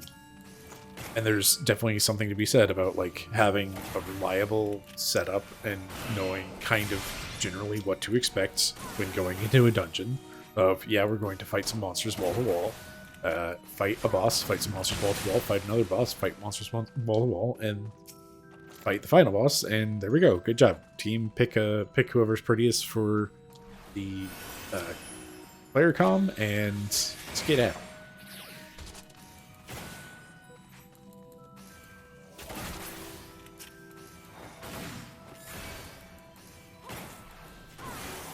Like, there's definitely something about, like, Final Fantasy XIV as a comfort game and as a casual game and just, like, having just a nice time with it. And I will admit, it's like, I've enjoyed the more challenging dungeons that they've been doing in Dawntrail, but at the same time, like, I do share some others' concerns about, like, is that going to drive away any amount of, like, the player population that has been part of making this game so nice and chill and fun to be a part of?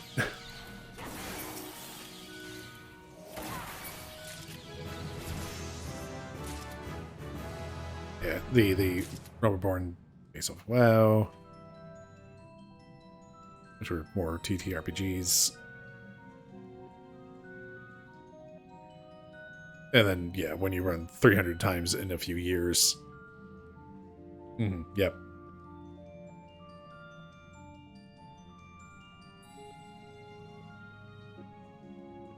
Yeah, and then there was, of course, not Tamtara, the other one. I don't think of what it's called. The one that got a significant rework to just be the linear hallway flavor. God,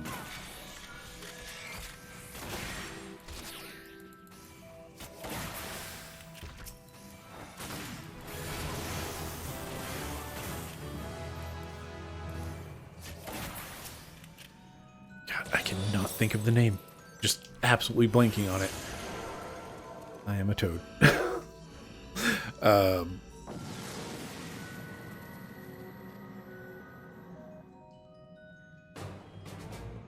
Yeah, Cutter's Cry is confusing. I should check out Cutter's Cry again, see if it's changed at all.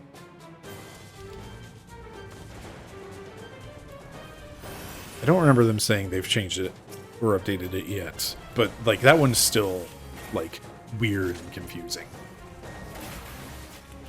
And it's like, yeah, it turns out it's actually pretty simple once you know the way. But, like, if you haven't been there for a bit, it's real easy to go, like, hey, wait, what? Where am I? Which, am I turning right here or not? And, like, in particular, there's the, like, at the very end, there's, like, one pathway that, like, actually goes towards the boss, and there's another that goes, if I remember correctly, a while before it ends up being a dead end that's just for, like, a treasure coffin or something. Hasn't changed? Okay. Want to choose the middle section.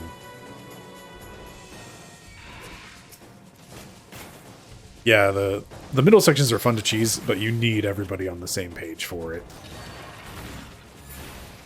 And, like, if anybody's staying behind and not just, like, diving through the area transitions,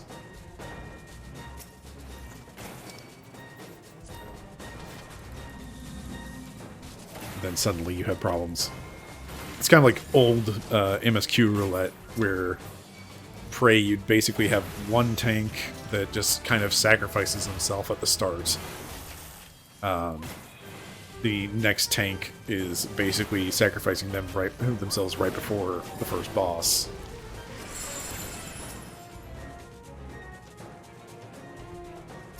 And everybody else is just, like, running through, not hitting anything.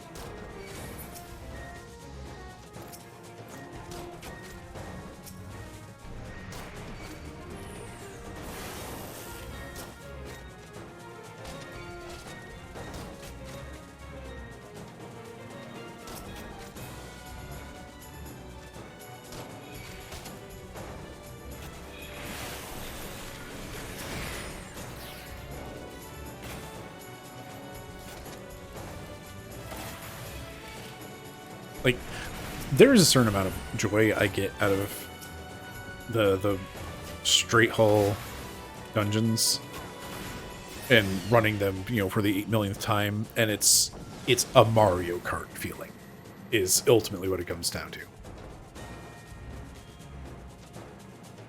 And yeah, the reworks of Prey are excellent. Like, notes all positive.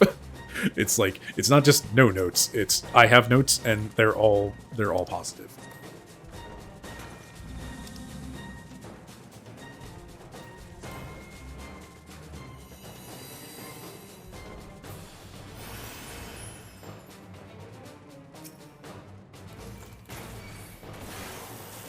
Well, almost all positive. I do have some complaints about the ultimate weapon fight. Like, I do kind of miss, like, not necessarily that the, like, ridiculous tank and spank that it was, but, like, I'm not the biggest fan of how much it turned into, Mom, Gaius is being a jerk, can you come pick me up? Like, it was always kind of an auto-scroller of a fight. Like, you already had to wait for, like, Hydaelyn to break his shield or whatever the first time. But then, like, after that, it turned into just, like, hey, we can kick his butt now.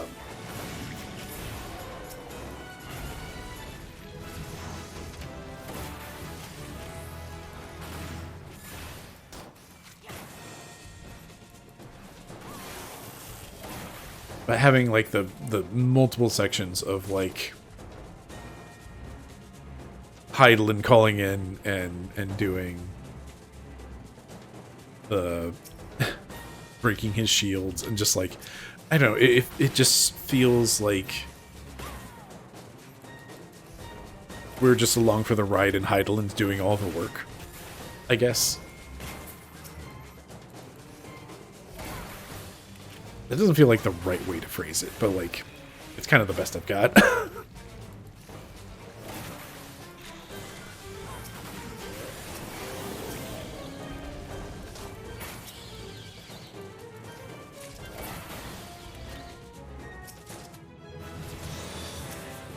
Hooray, another point.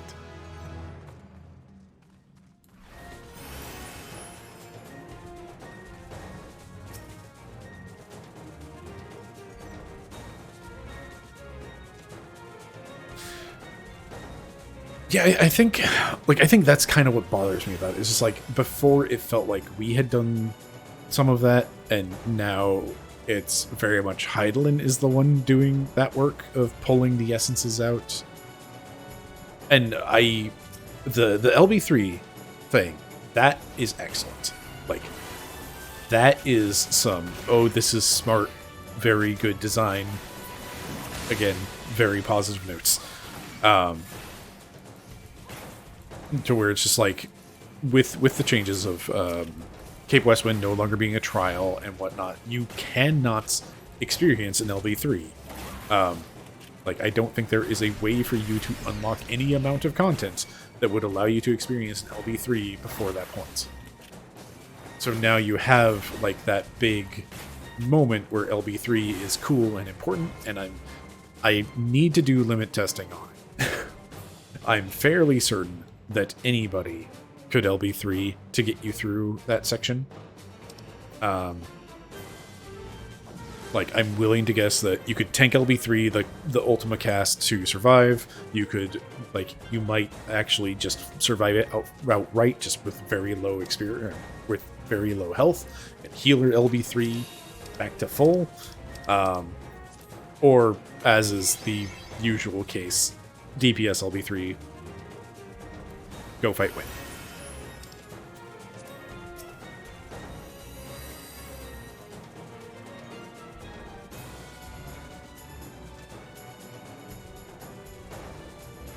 Yeah, I'm not sure if it's a hard enrage. I've never seen the cast go off. So it's like, I just don't know if it actually will kill you or not.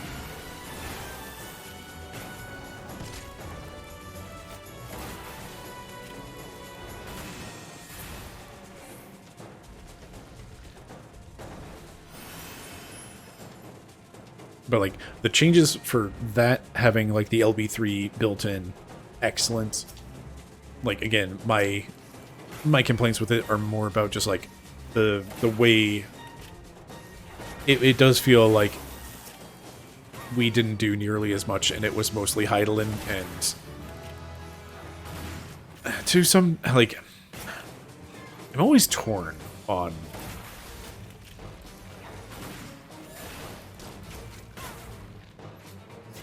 like I'm always just like really torn on the aspects of like how that leads into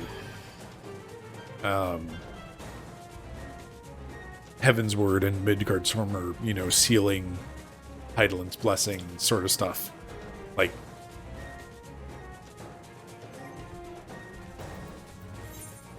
is Heat Blast again? Oh, there it is. Okay, yeah, it's that button.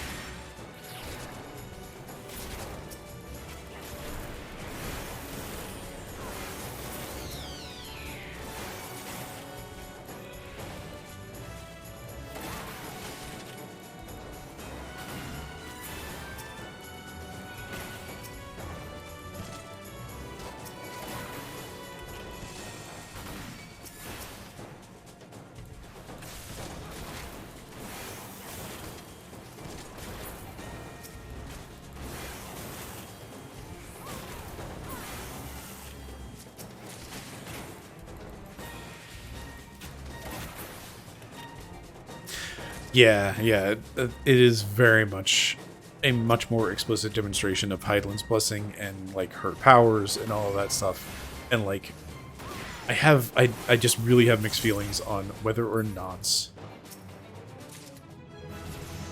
I like how explicit her work is.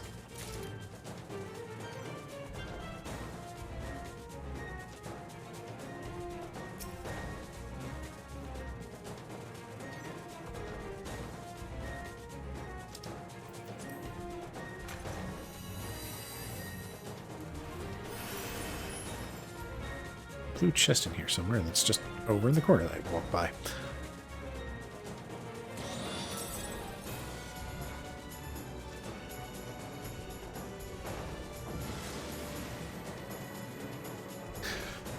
Yeah, at some point I need to find some other curious people to go into the Ultima Weapon fight and let the Ultima Weapon cast go off. Plenty of time.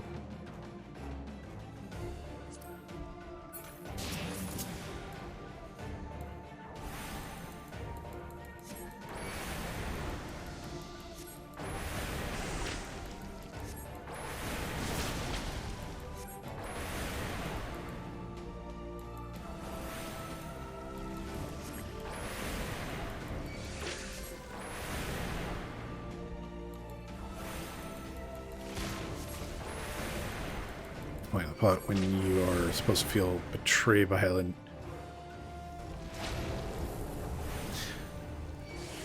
Yeah, there were definitely times that I kind of questioned if that was happening.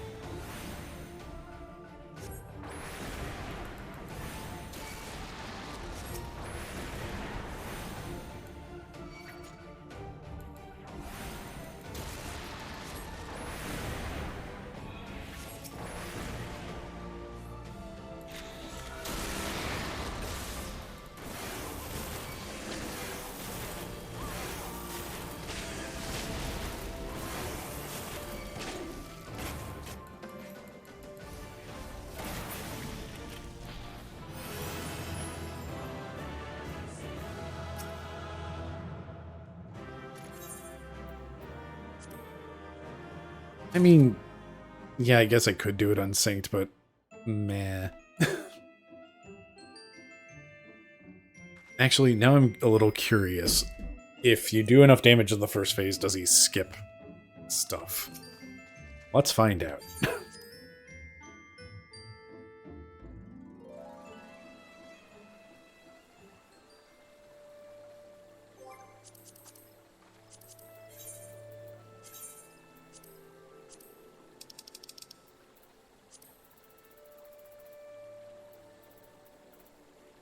Well, no, it's not a fair comparison. Because, well, like, it would tell us if it's a hard in range.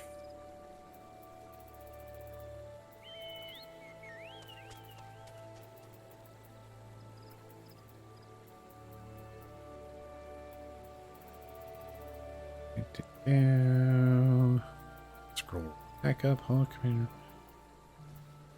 Praetorium.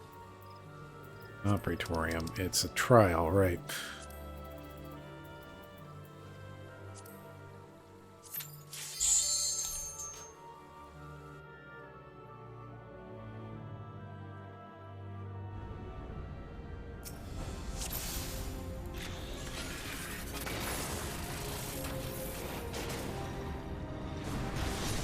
Alright, so now we just sit here for 5 minutes while he goes through everything.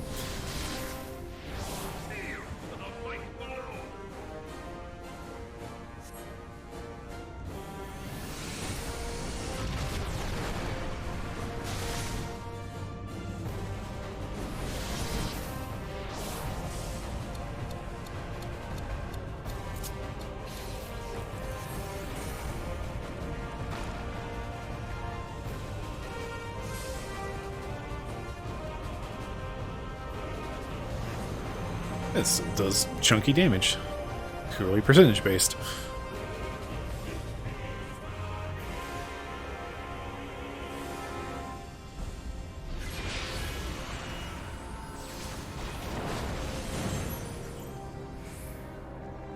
We'll just bee's knees away.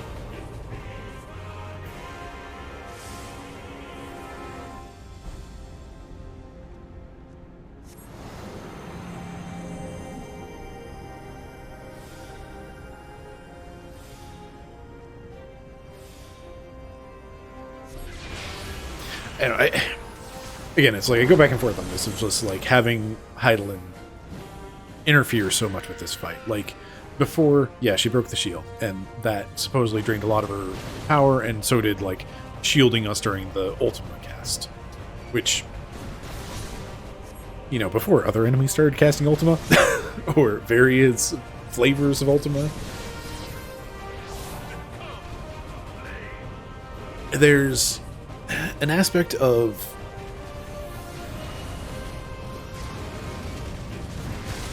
like it felt like before, since she didn't do as much, or at least it didn't feel like she did as much, having that shield, like having her shield Ultima and that like considerably draining her power felt, I guess it felt like a better curve in power to me than it does here, where it's like Heidelin's not been doing this sort of heavy interference, you know, mom looking her over her shoulder. She's been out, like, you know, up to this point, she's been like watching over us somewhat, and we have her blessing, and we have like the visions with her, or like rather with the mother crystal, and like finding our elemental crystals that, you know, build up our wood and whatnot. Like that all. Can her strength truly be so great? That all fell in line with like the previous interference that she did of like she breaks the shield so that we can pierce the darkness, whatever, and then saves us from Ultima, which was, you know, should have been big, powerful, scary spell. Though, you know, we've survived it on our own a few times at this point.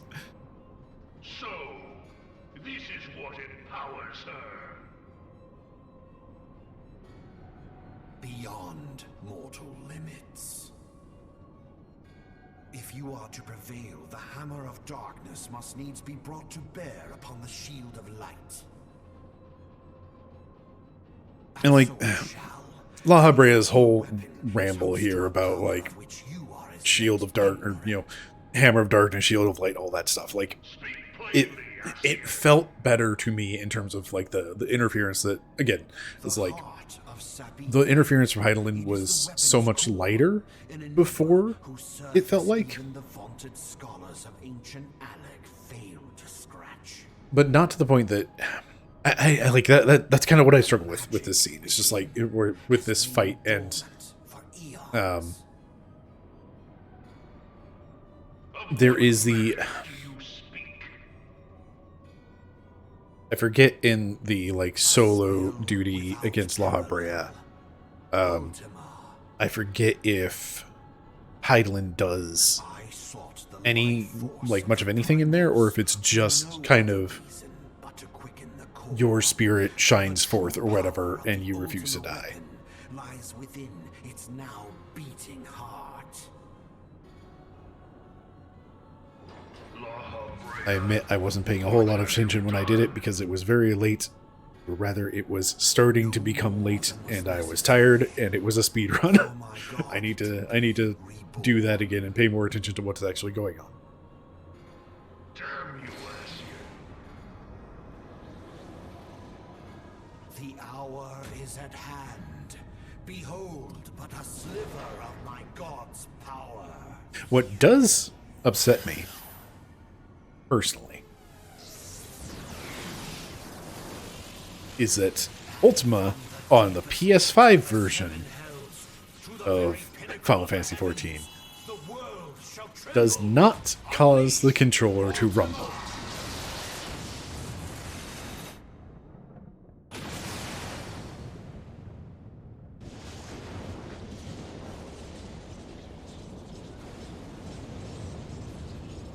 On the PS4 version of the game, which you can play on PS5, there is controller rumble throughout the entirety of that cast. Like, just that entire scene, as soon as Ultima is cast, is just full blast rumble up until it goes away and then slowly fades out. Such devastation! This was not my intention! For whatever reason, PS5 version, no rumble for that. It has rumble for footsteps. It has rumble for, like, Keeping your champion alive very has exhausted annoying what minor strength things. you had left.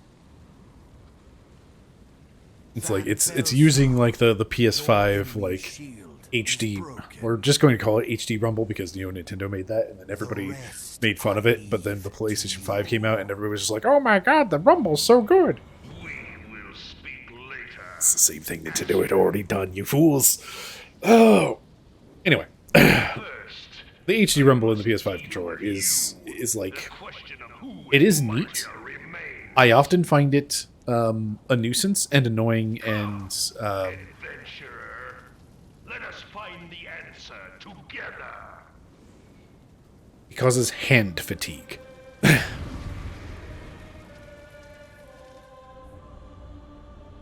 5 minutes have elapsed since your last activity. Oh no.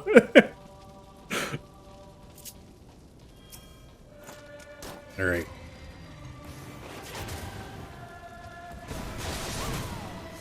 Do not kill him. Just auto him down. Nope. We're done. We're into the Ultima cast. So, is this a hard enrage?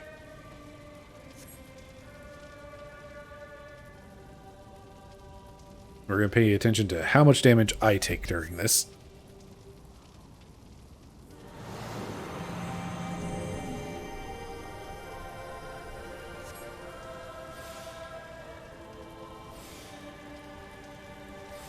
What is this buff anyway?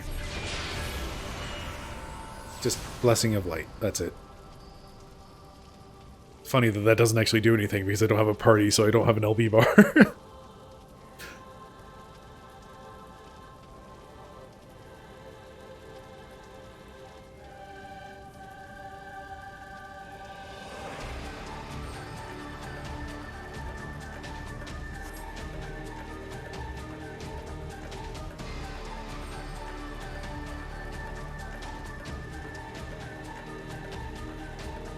I feel like his cast bar stopped for a while there towards the end.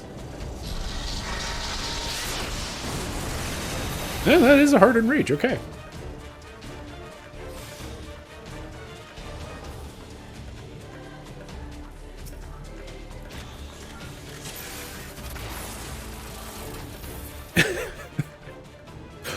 And one reassembled drill later.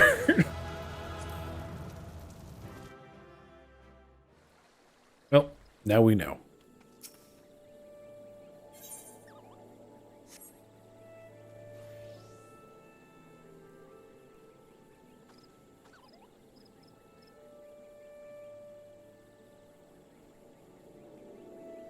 I do kind of wish, like...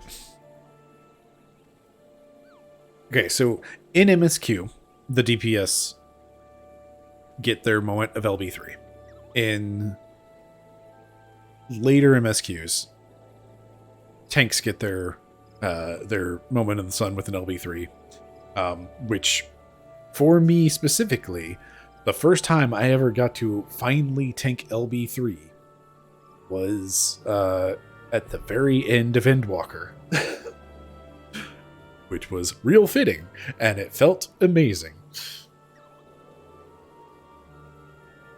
But yeah, like first time is 5.3, and then there's the one at the end of 6.0, and then there's the first one ever was Alexander, if I remember correctly.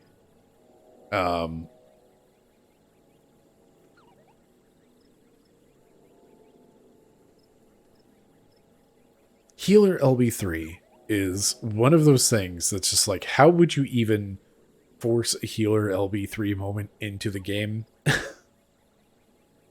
that isn't supremely ham-fisted and just feels bad?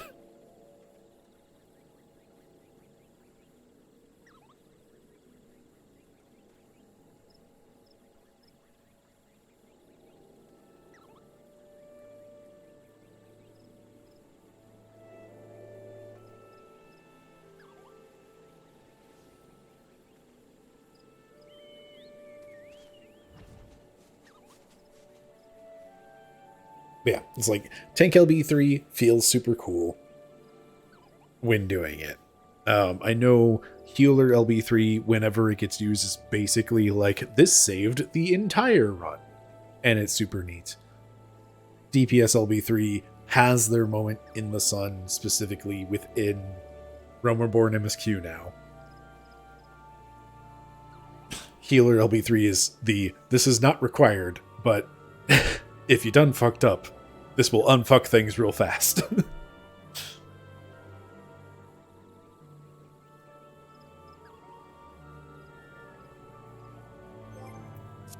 Alright. Do I want to do another set of floors? I should, at the very least, kick over my cat book. And it's looking like it might be a line. So to remember to do my cat book and actually turn it in.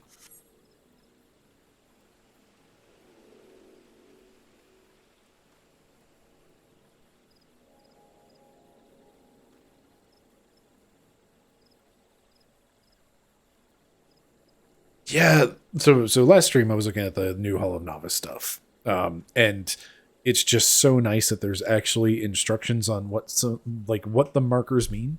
Like, just beautiful, love it, excellent, perfect. Several notes, but like drastic step forward. I have very mixed feelings on it being like only available after level 50 or whatever, because it's like you will have seen several of these things before level 50. But also I understand like not wanting to completely overwhelm players, because there's just a lot in Realm Reborn to begin with. Yeah, Omega raids, I can definitely see that being Healer LB3 galore.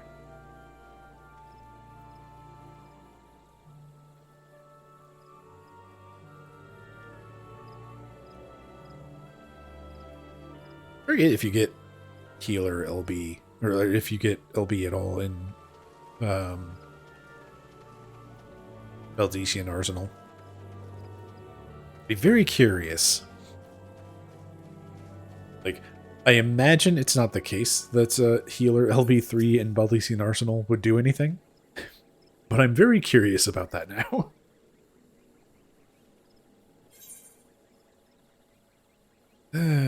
Do I want to do another 10 floors? I remember 20 to 30 being bad. Sure, why not?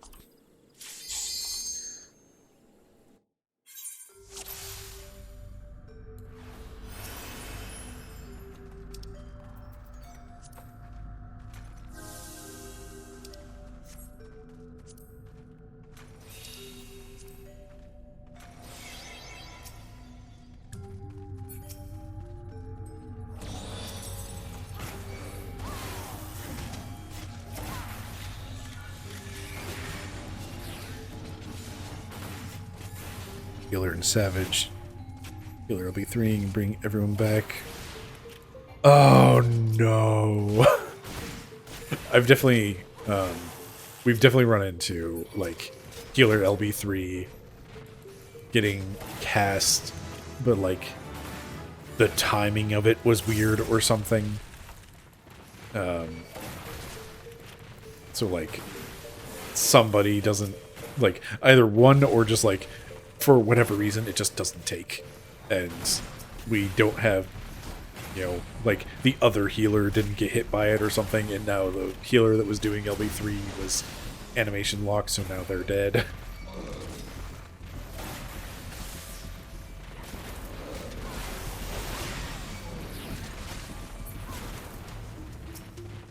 I feel like that's definitely happened to us several times.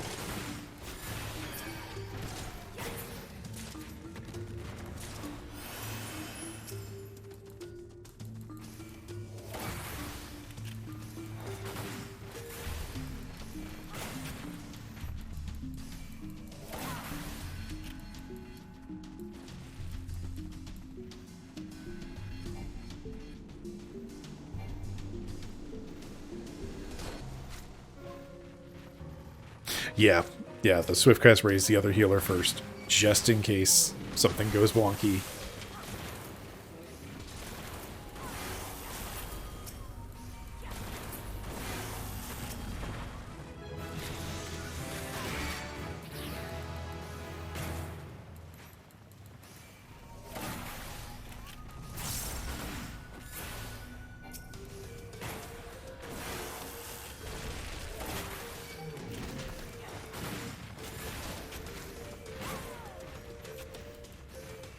Oh, wow.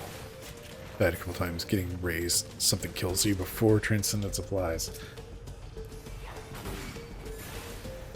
That feels like a weird edge case that shouldn't happen, but I have definitely died a plenty of times as a paladin using Invul and it not, you know, coming on fast enough.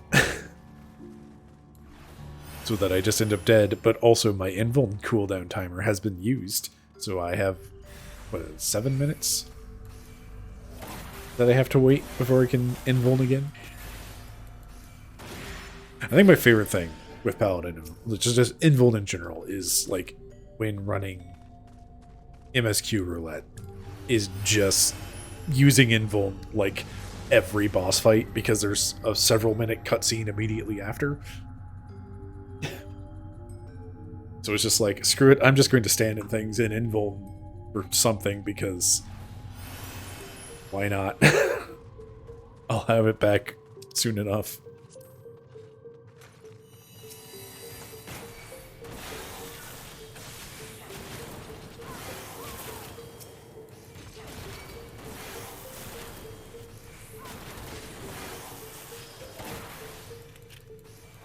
Right, I need to lower the frequency of that message.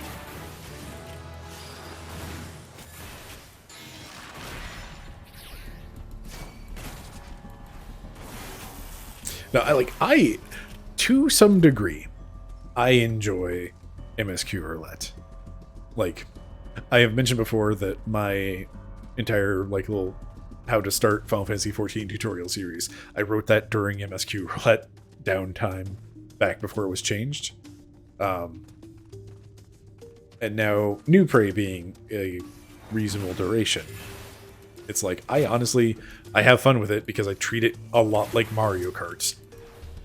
Of trying to cut corners and go through it as fast as possible and have the cleanest lines.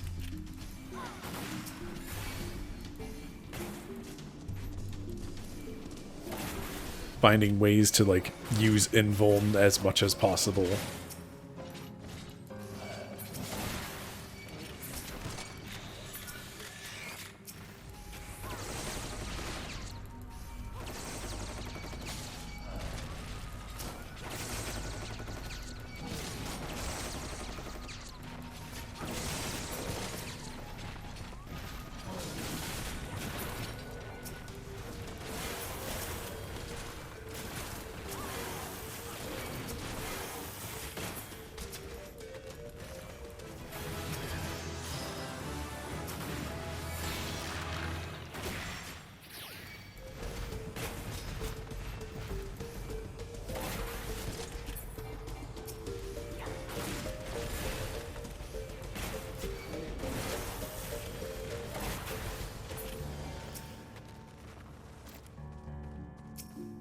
So many witching.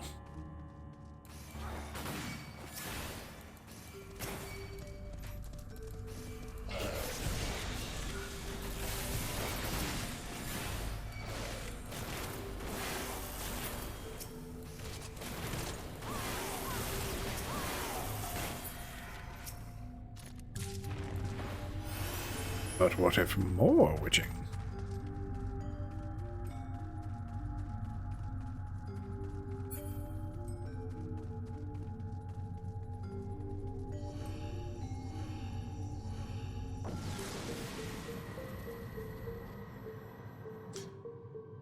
Alright, might need to take things just a little more careful coming up soon because I still have strength steel.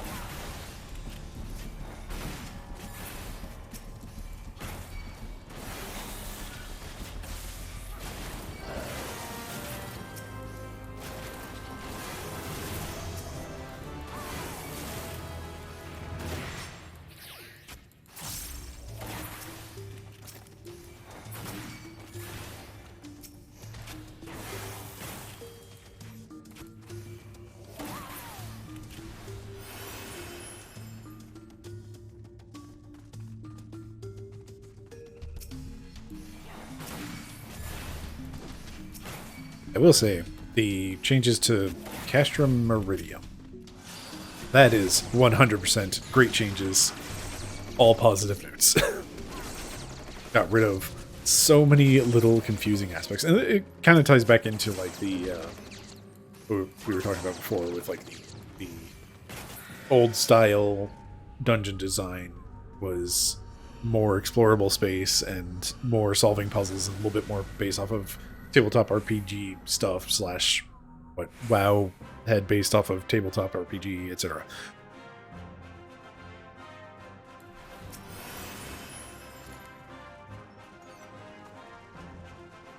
But like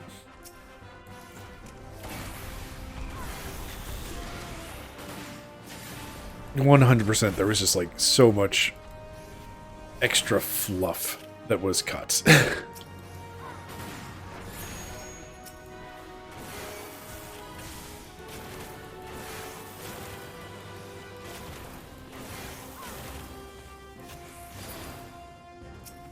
Oh, wipers. How I hate you specifically.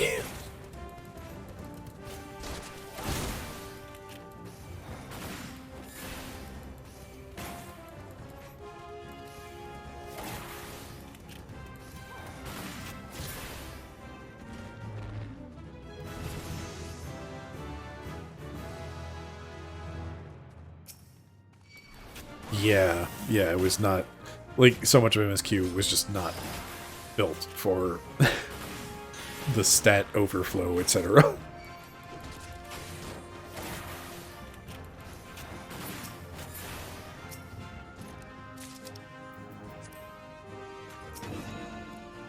As like, I always respect MSQ Roulette for the specific challenge that it is, like, as a game development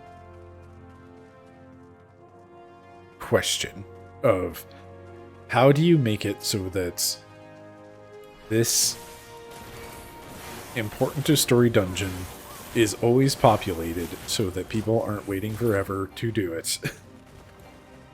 So that, you know, the player pipeline can continue onward through the other stories. And I imagine the original question was just like, cool, people have run the MSQ dungeons. How do we keep them doing that so that, you know, other players can finish the game?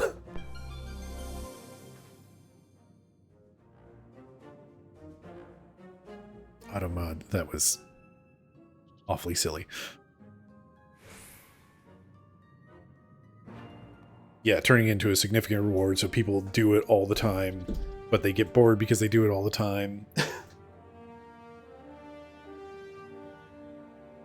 They try to cut corners as much as possible, and it makes the first time experience, like, I definitely remember my first time experience of just like, wait, you mean this is an 8-man dungeon? I'm scared already with just like the social aspect of this.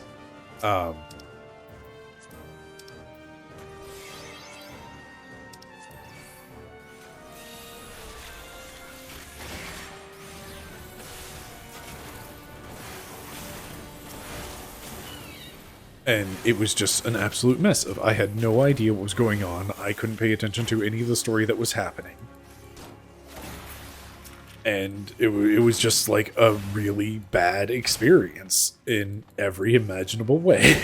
Like, I don't remember anyone yelling at me or anything like that, but I do remember just like the entire time I had no idea what was going on. There were so many people. There were so many enemies that were just like getting left behind and bulldozed,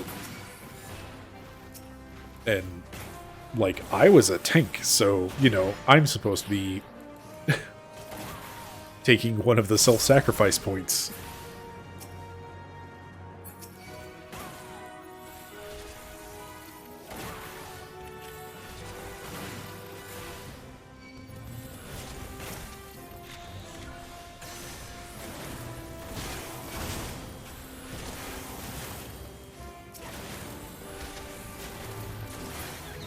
I'm mad at myself right now because, like,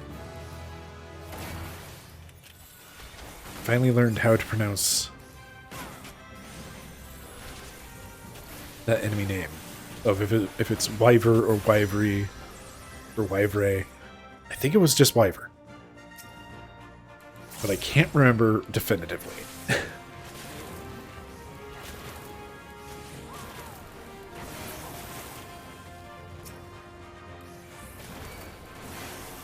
God, yeah, the old Cache Meridium where it's just like, okay, and at this point you're going to have the option to end up going the entirely wrong way back to the beginning of the dungeon.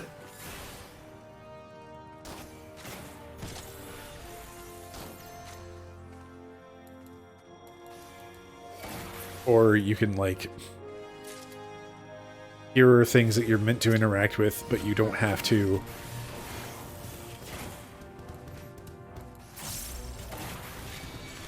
Pretty much always forever on Midgardstormer.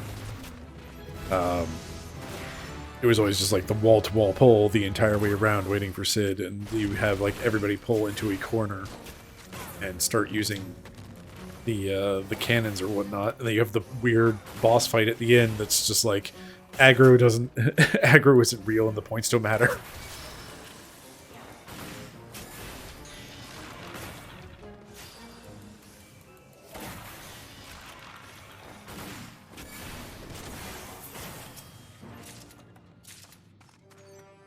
It's like I'm just thankful that by the time I did it, the cutscenes were unskippable.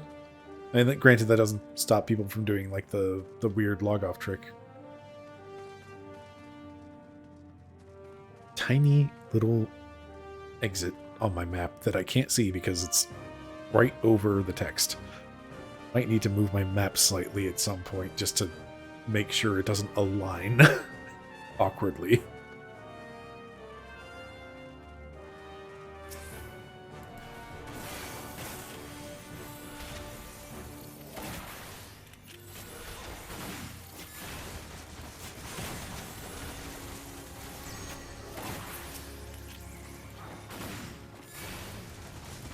Yeah. Yeah, that was a lot of my experience with Prey was just like being a tank that doesn't know what they're doing.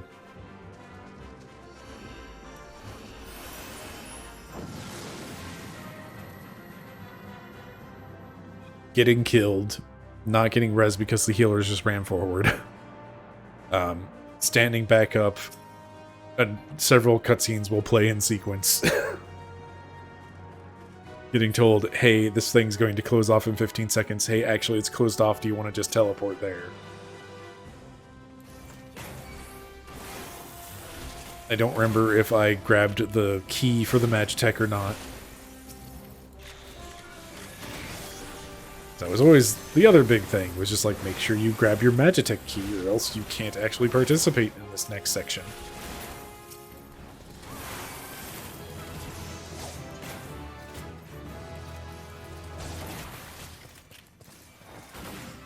I did actually like time a Metal Gear 4 cutscene at some point, and it was like between gameplay sections, it was literally like a full movie worth.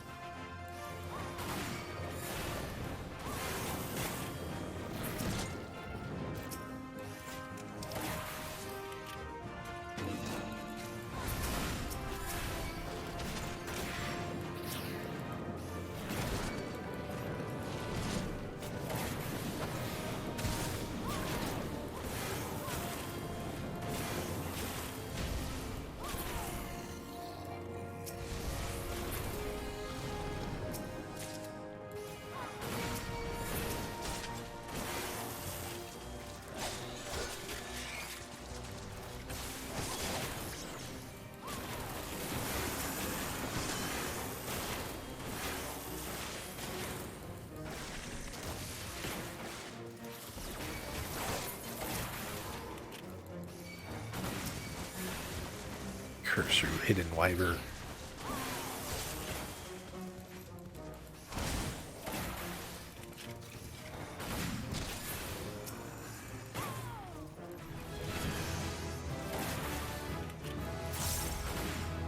It's like Metal Gear Solid, excellent.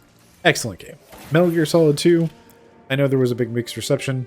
I believe it has mostly come down as, no, actually this was incredible and great. You know, the kind of Dark Souls 2 treatment of just like, actually this one was really good. I think 3 was always really well loved. There's also just like the aspect of, you know,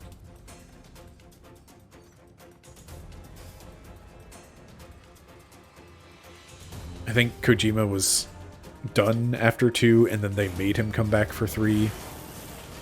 And it's kind of just like the problem with like most things, where it's, you know, oh, we can still make money off of this, we're going to continue making things, whether or not we have you along.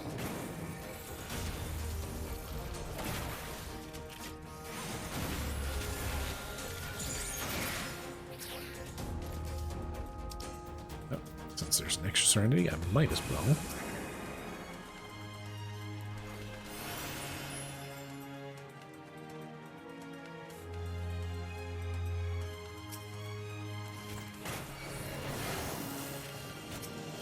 Like, I think ultimately it's like,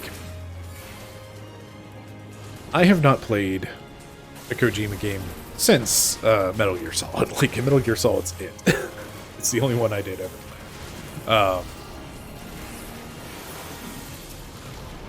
Partially because it's like, I never had a PS2, I was really late in getting a PS3, etc., etc. So, like,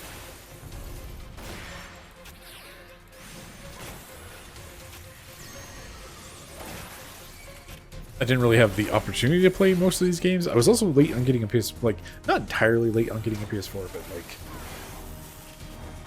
after Bloodborne and I think after PT was no longer available on the PlayStation Store. So I never got to associate my account with it or whatnot. And it's like, I have no interest in what is it called? A walking game. Why is my brain just completely abandoned words and thoughts and topics?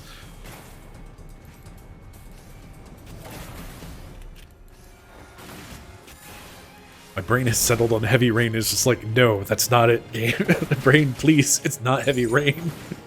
I know it's not Heavy Rain. Please stop trying to tell me it's Heavy Rain. Death Stranding. There we go. Made it. Good lord. It's like I have no interest in Death Stranding. It does not appeal to me at all. And like I kind of feel like that's just going to be the case for me with Kojima things for the most part. It's just like, this doesn't appeal to me at all, but also I'm kind of glad it exists. Just like, because it's weird and different, and weird and different things should exist. Even if they're not made for me specifically.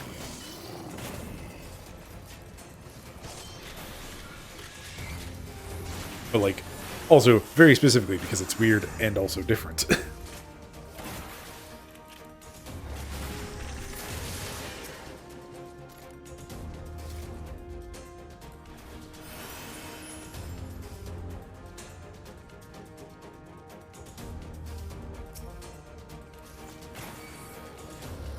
I've gotten into it for the logistics and wilderness. Yeah. Yeah,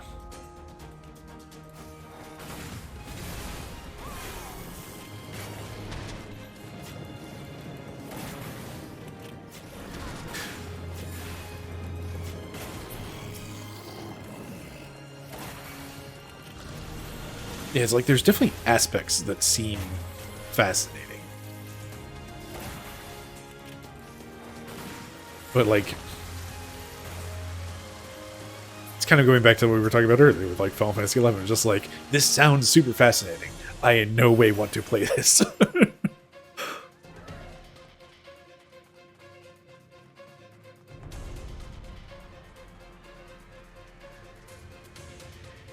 yeah. The like online aspects where it has the online multiplayer bits of just like other players have done things and there might be tools available to you because of that, and that's super neat. But also, like, coming in late to the game means that things are either already set up or, as you say, completely abandoned, so it's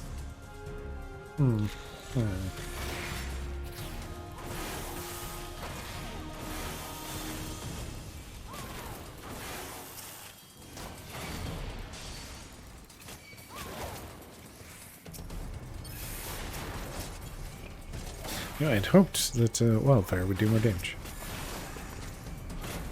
Stop attacking him, so, you know, that's on me.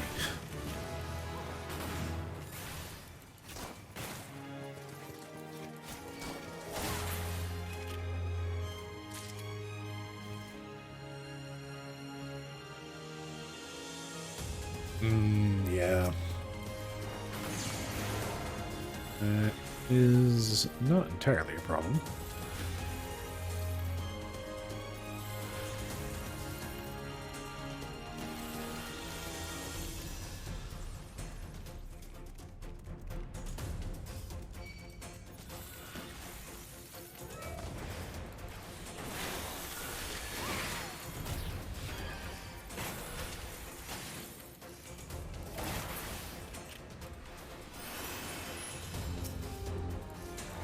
Yeah, level sync is a beautiful thing. It is really neat that I can play this game with my friends, no matter who's further ahead. And that I've been able to, you know, annoy Will throughout his entire journey of it.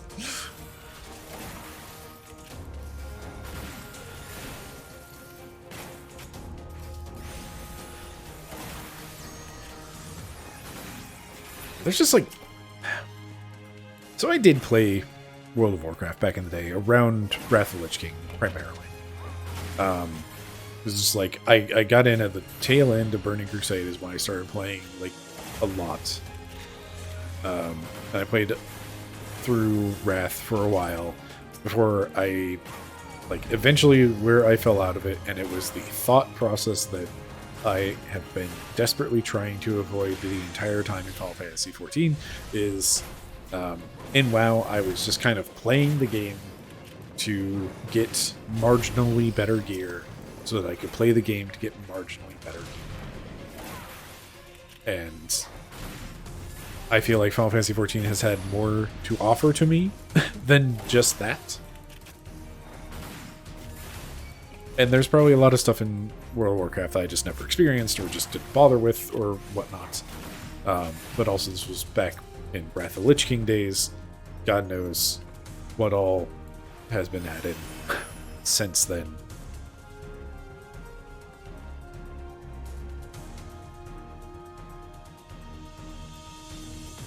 But, like, I just had a miserable time for the most part of it. Like, I soloed 1 to 72 on a PvP server. It sucked. It sucked so bad. It was just terrible. It was just god-awful.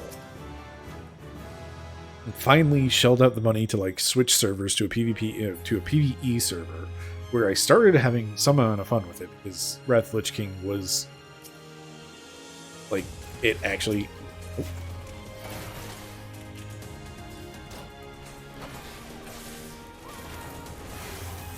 I'll continue stories after I focus on a mimic.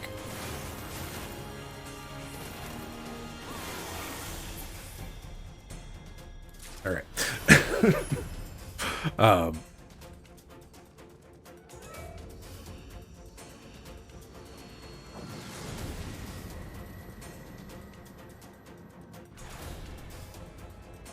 Already into Final Fantasy XI, so WoW's flaws were super obvious.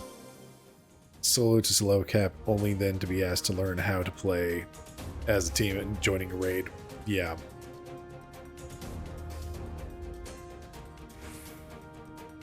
Yeah, that is actually, like, that is a really good point. Like,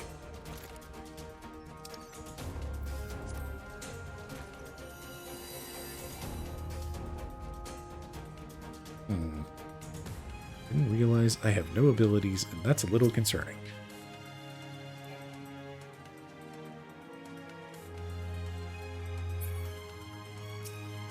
Also didn't realize just how many things are abilities for a machinist.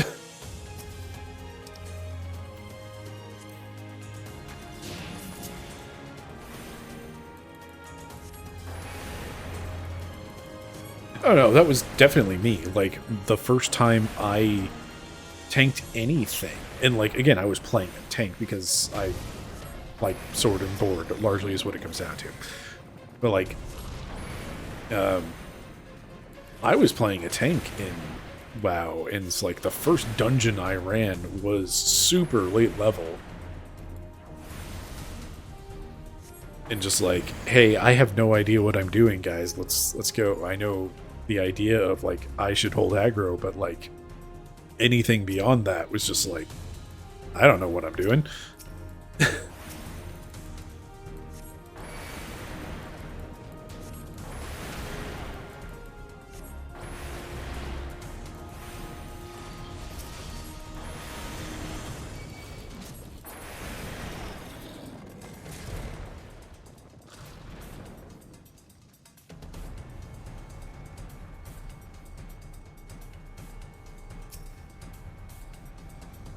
So yeah, like, learning to play as a group, and, like, even Final Fantasy XIV, it's like, you know, they've added all of the stuff that, you know, all the kind of single player momentum stuff. But, like, even then, you're still part of a party. It's just the party is filled with NPCs. So it's like you're still having to learn the basics of how to play as a group. And, like, I have a lot of thoughts on the Hall of Novice, but, like, they're at least still trying to introduce you to, like, hey, this is what your role is about, and this is like where you fall as part of the party.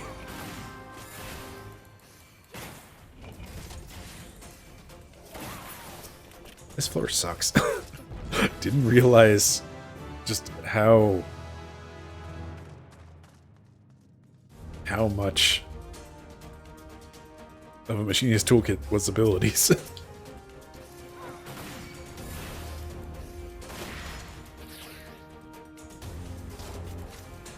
Yeah, like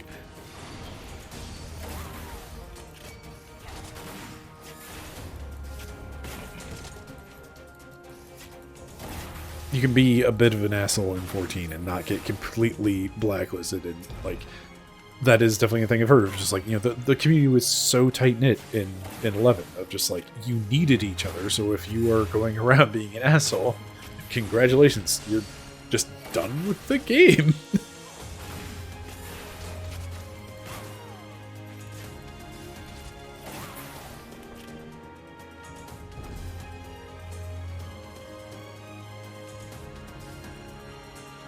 Inviting people, like seeing their name pop up and looking for group and inviting that, like, yeah, that's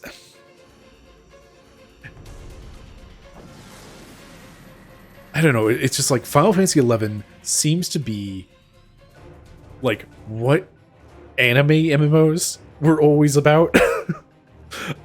Like that sort of play that just never, I don't know. I feel like I've just never properly experienced. I fucked that up.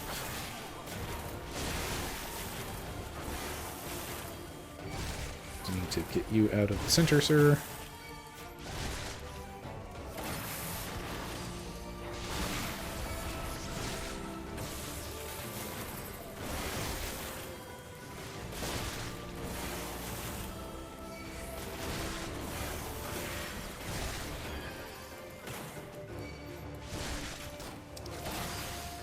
Thinking maybe I should have used a Commander Steel. Let's fix that real quick.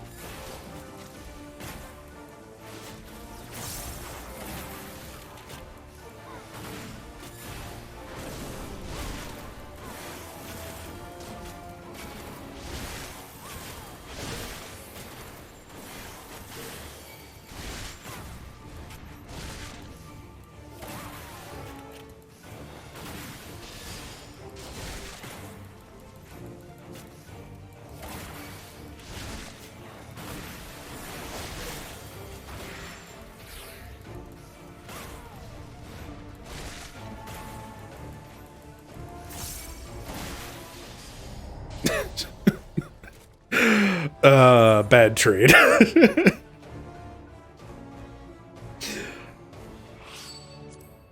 Alright, well. That's what I get for being stingy with commanders on a class I'm not familiar with and how it interacts with things. It's just bosses. Alright. Make sure I didn't miss anything on this.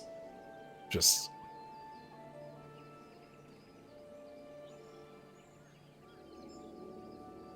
finding people to specifically invite because you've seen them, they're good, you know that they're fun to play with. Or just like, no, don't bother.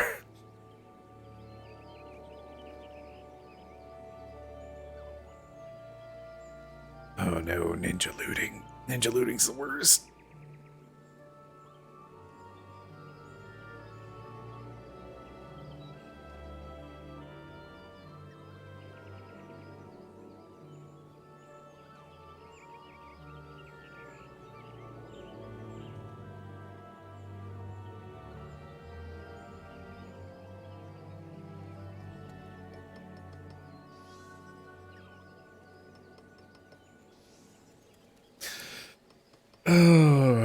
Well, that was a very silly death on my part. It would also help if I, you know...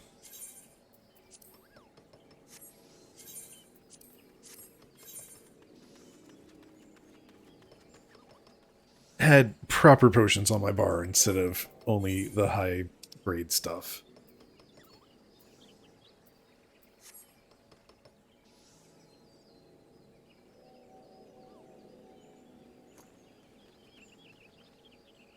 Your dupe exploit. Oh, jeez. Was known and kept secret amongst in-game players.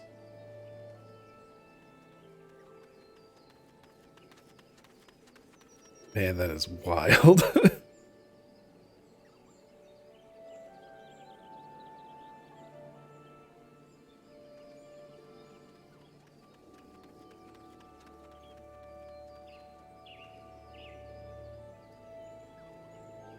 Jeez. Like, yeah. I appreciate when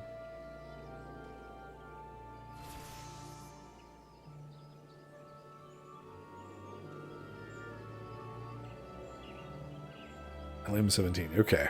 I have to look that up and dig into some of those stories because I love hearing about Final Fantasy XI because, again, I never played it. I just didn't have access to it. Like, you know, it was originally, I saw it as a PS2 game for, like, the weird PS2 online stuff. And, like, by the time I had a PC that could, you know, run it, probably, I was into other games. Well, auto mod order you can play now.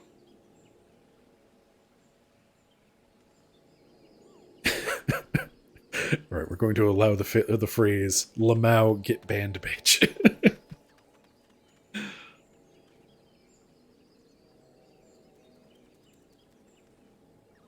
Yeah, like, it's still going. Like, that's always the thing. It's just like, it's still going. It is a game. Like, this is also true for Final Fantasy XIV. Of just like, it was on the PS3. Like, I have seen in used game stores / bookstores, like, disc copies of Final Fantasy XIV. I actually own a disc copy of Final Fantasy XIV and had to follow very specific instructions to not get my installation for PlayStation hooked up to, oh, you need the disc to be put in.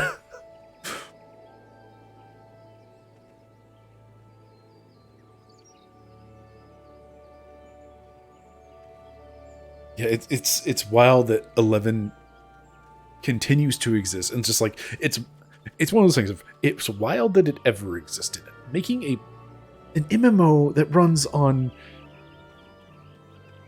a DVD player. And like an early DVD player at that. Sure, it's got some other things in there, but like ultimately the PlayStation 2 is essentially a DVD player. It's, you know, I feel like people would almost give it more credit if you said it's an MMO on the Wii. Like, it's so wild. Oh man. Yeah, and Brady guides for MMOs. I remember a lot of those. Just like, here's stats that are wrong. I think I still have the manual for World of Warcraft that talks about like all sorts of it talks about all sorts of like weird mechanics that they had at the start and patched them out pretty quickly, it sounds like.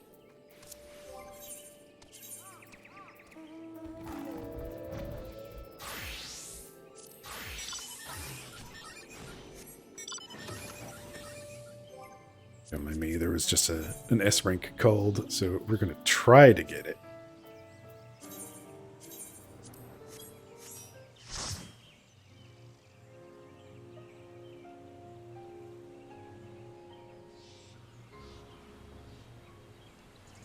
Hasn't been pulled yet.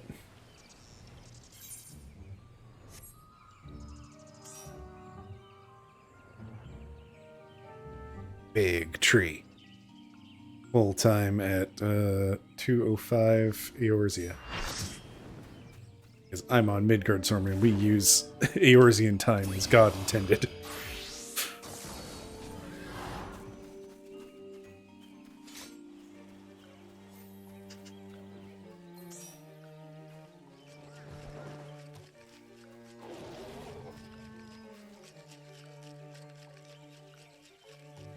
Oh my goodness. All the way up to Miss Pandaria Classic. Like, I forgot about WoW Classic being a thing.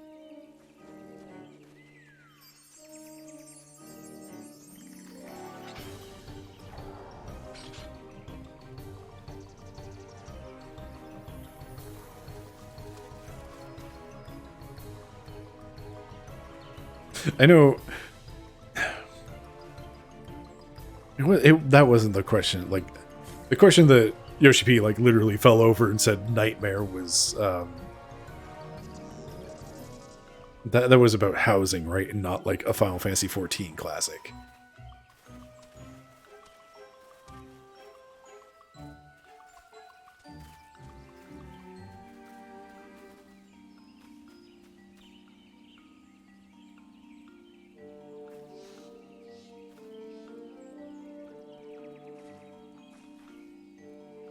Oh yeah, yeah.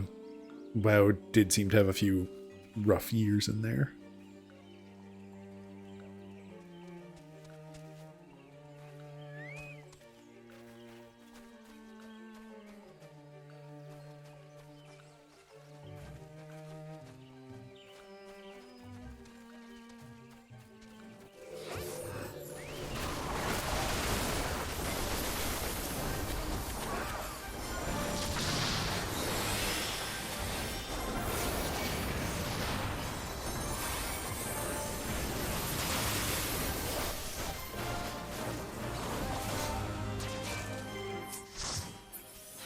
There's a milk group strapping somewhere around here. There we go. Oh boy, a blue land trap leaf, my favorite. Man, I love it when you have a nice, well-behaved, like, actually waits for pull time group.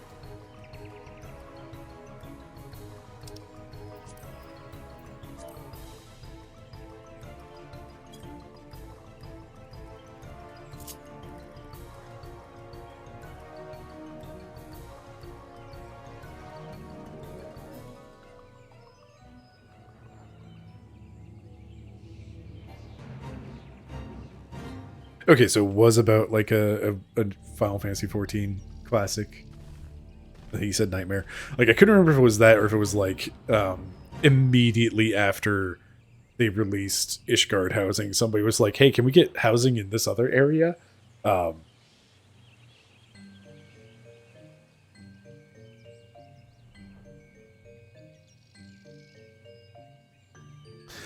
Yeah, yeah, I've heard tell of Raubon EX. Luckily, never experienced myself. I definitely had the Q shenanigans with Endwalker. Like, I didn't get caught up to current until like 5.4.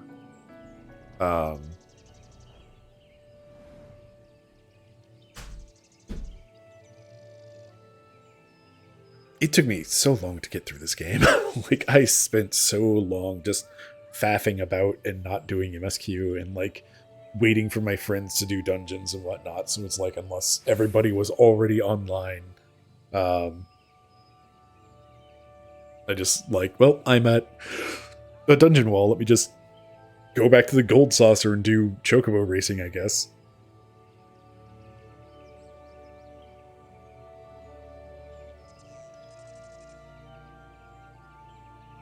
Oh, wow. I didn't realize it was like 2 to 3 days of server errors there. That's incredible. And yeah, Dawntrail being so smooth of a release, and like, I don't think I saw a queue more than 1,000 or like even 500. The queues were short for me, and like, I'm on Midgard Stormer, which is not a dead server. Like, it's not a small server. It's one of them that I'm pretty sure you couldn't make new characters on at the time.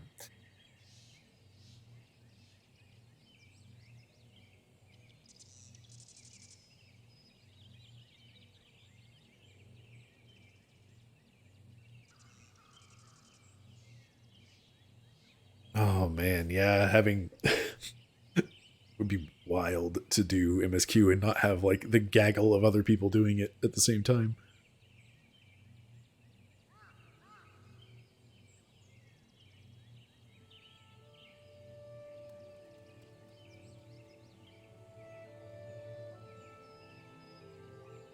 I am forever impressed that this game exists. Like, again, we saw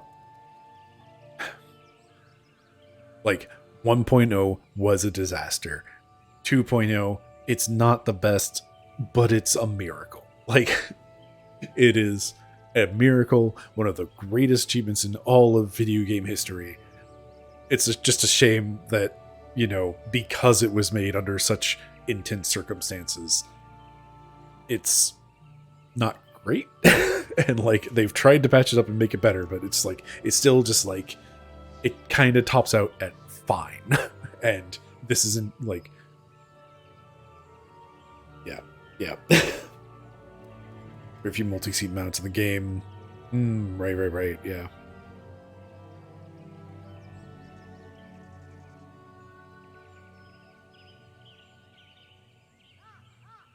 Oh, man.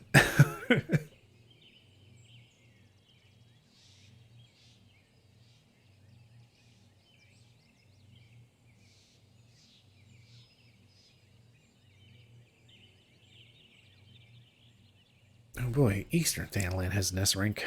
Let's-a go.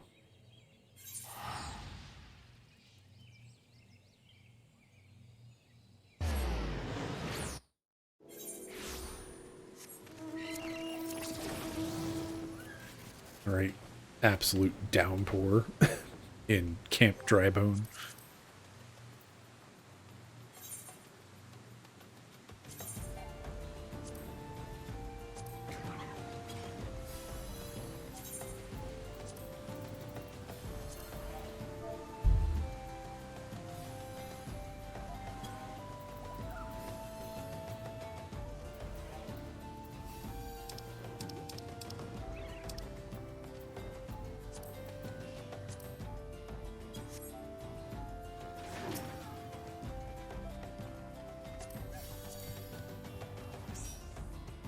Full time is 440.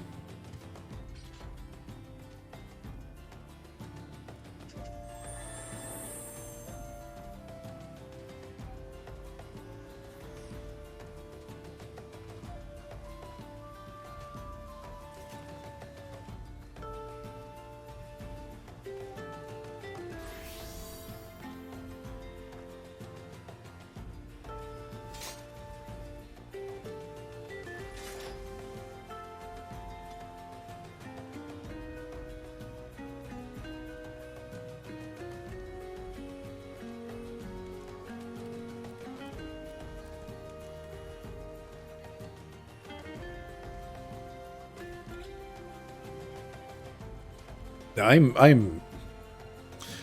this was kind of the big topic of last stream was just like, where are they finding the time to do all this quality of life stuff they're doing now? And I think it is just like, I think it's just been an uphill battle since 1.0 is just like cleaning things out and finding time and just like getting everything sorted out. And like they seem to have finally like reached it feels like they've been able to accelerate things more recently, and like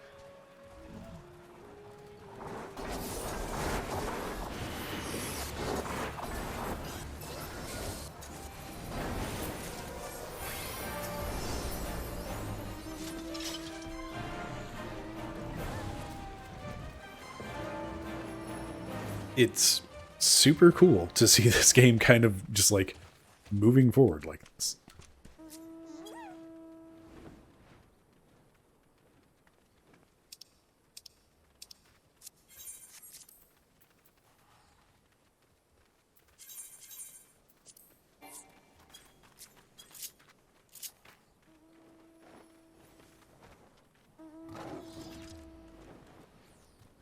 Oh yeah, and going around looking at like all the ground cover updates and whatnot, like there are of course, you know, some casualties such as fishing in Eastern Thanalan currently, which I'm fairly certain is going to be something along the lines of just like when they saved out the map data, they like unchecked the fishing location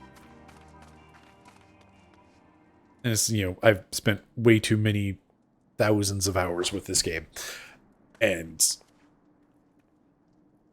like, there will be occasionally something that stands out, which is like, oh, that's updated. But, like,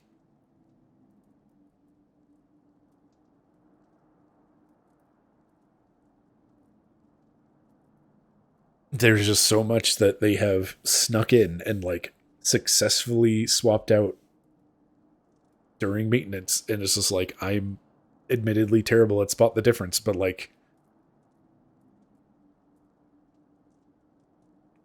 it's just so it is so impressive how well they have done this glow up.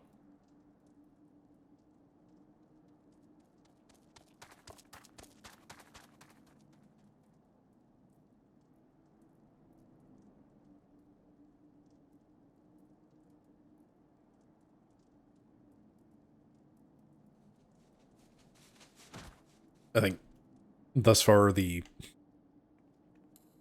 biggest impact on the glow up is just like the I think it's male Elizen in particular ended up with like features that were a lot less sharp because it's like, oh, we added a polygon so their nose is not quite so flat.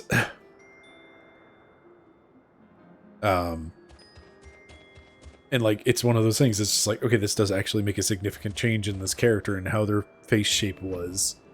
And it's unfortunate that there have been some casualties is a strong word for it, but it is definitely unfortunate that there have been some such characters that have, like, players have been dissatisfied and needed to Fantasia away from the character that they knew.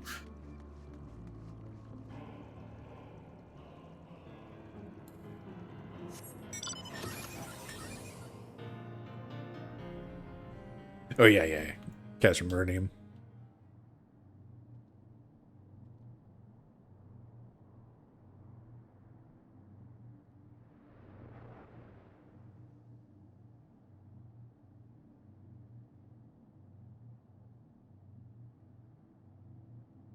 I wonder if there's... I'm really curious if when they did those updates, or like ground cover and just like stuff in general, if they updated anything for like... I know I have definitely seen bot farmers around here who will just like teleport around and end up like under the ground. I wonder if they did anything to like make that more difficult.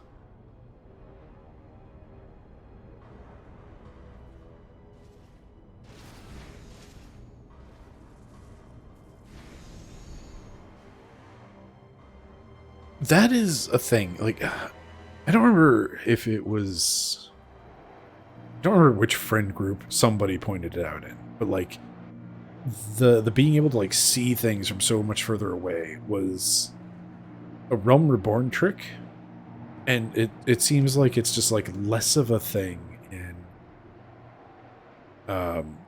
like after Realm Reborn, because it's like, I feel like part of it is just like Realm Reborn because it had to be such small zones for like PS3 and whatnot, and also just because it was made under duress. Like to give it that expansive feel, they had those like far off things.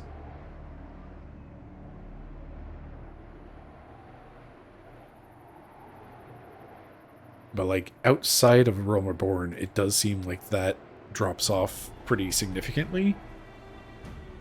And so it's unfortunate for it, because like you said, just like it makes the world feel so much like wider and more connected. And I love being able to see Ul'dah from outside of Ul'dah, and like, originally it was from the ground because we couldn't fly back in my day. But like, that's the other big thing, is just like when they did add flying, it's like, okay, you can't really find the seams of things. Like they did a good job making sure that things were,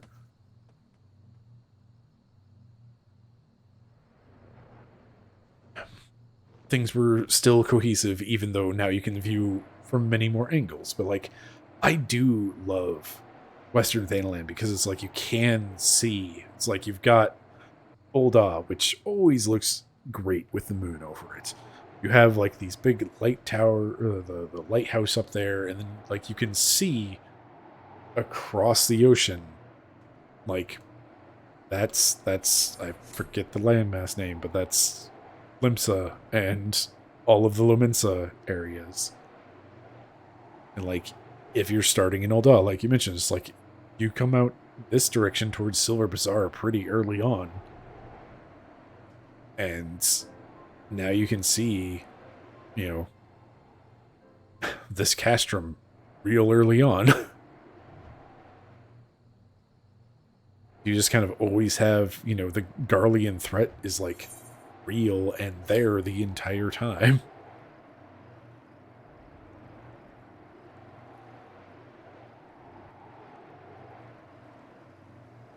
And it is just a shame that it's not as common outside of Realm Reborn.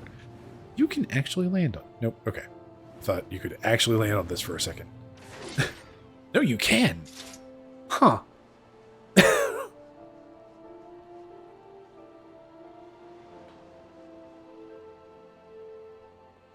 Neat. Oh yeah, the FF11 like travel systems with like actual airships.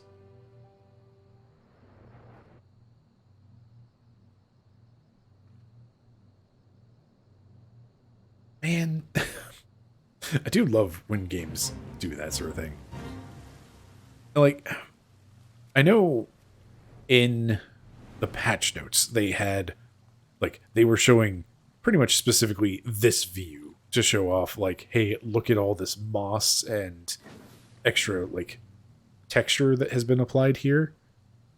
And now there's lily pads in the water and that stuff. And, like, I think this pillar is new or something like that. Like, there was just, like, something that was added that was just, like, that geometry just wasn't there before. And it's, like, coming in here and knowing that this is, like, knowing the changes there, having it spelled out for me and shown to me directly, it's like, it still doesn't stand out to me. Like, it still looks like, yeah, this is basically how I remember it. You've got a path, you've got water on either side, you've got, you know, yeah, there's moss. That makes sense. There was always moss, right? No, there was not always moss.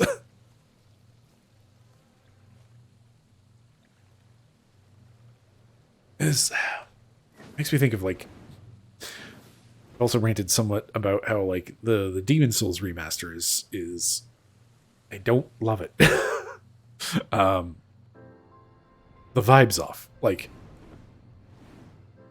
things are the same shape, but, like, it goes too far in ways that, like, break how it felt and how it looked, and it just, like, it just throws off the vibe because it's just so far gone into HG remaster territory.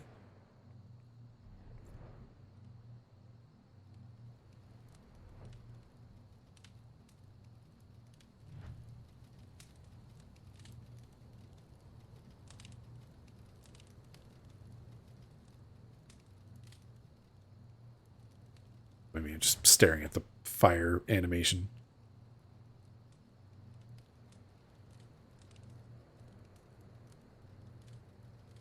Yeah. It's the memory is HDifying the visuals in your head already. So it's just like, yeah, this is how it looked, right? Even though, no, they actually did add quite a bit of detail here and there. And, like, I think the thing that I kept looking at specifically was just, like, the ground textures are just like, oh, yeah, that's way smoother and way nicer. And, like, I can get all up in here and, like, we're not into the pixely crunchy bits. It's really impressive. And, like, again, so much of it is about maintaining the way the game felt and looked and all of that. And I am so impressed with their dedication to maintaining the world that has been for 10 years. And it's like, they've done, in my opinion, an excellent job.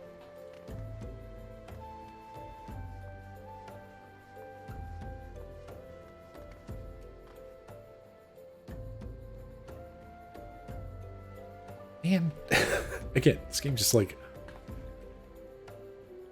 it just looks nice. I have always adored their skies. Like their person on like the weather systems and skies, like that is something that Squeenix has always been really good at. And I think they understand the importance of it because it just makes the world feel so... Is big the right word? Like, I don't know. It just makes the world such an incredible place. Having these great big skies and the weather patterns and like the big fluffy clouds and all that stuff. Like, it is wild.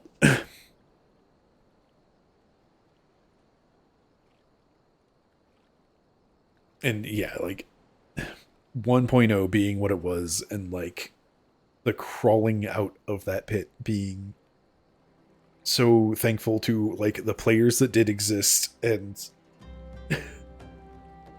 they have definitely done such a great job of like always having a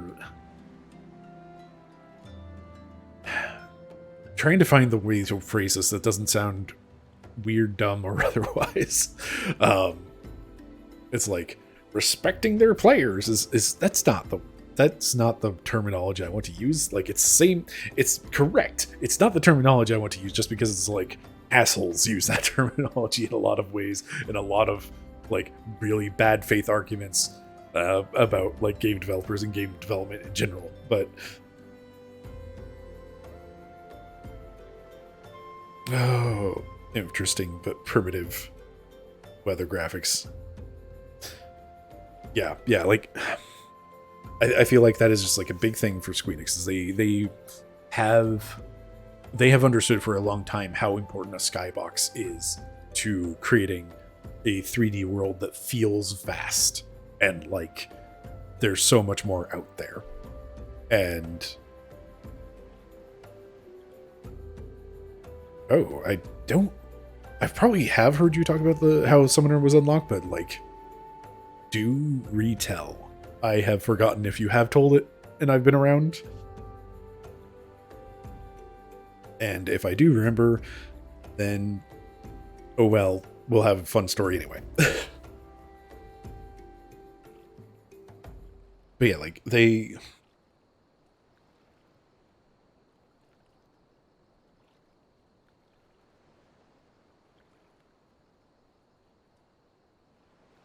still trying to find like the right word for like how like the Final Fantasy XIV team has treated their player base of just like,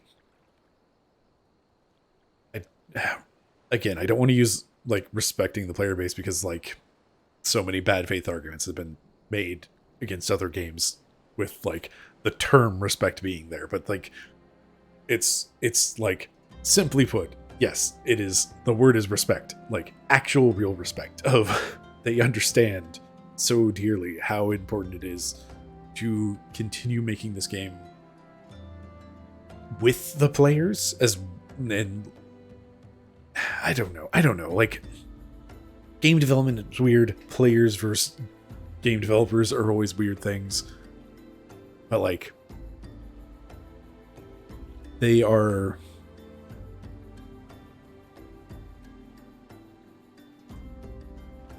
they're so entrenched in the player base. I don't know. Respect is the word for it, but it's just like people have ruined it.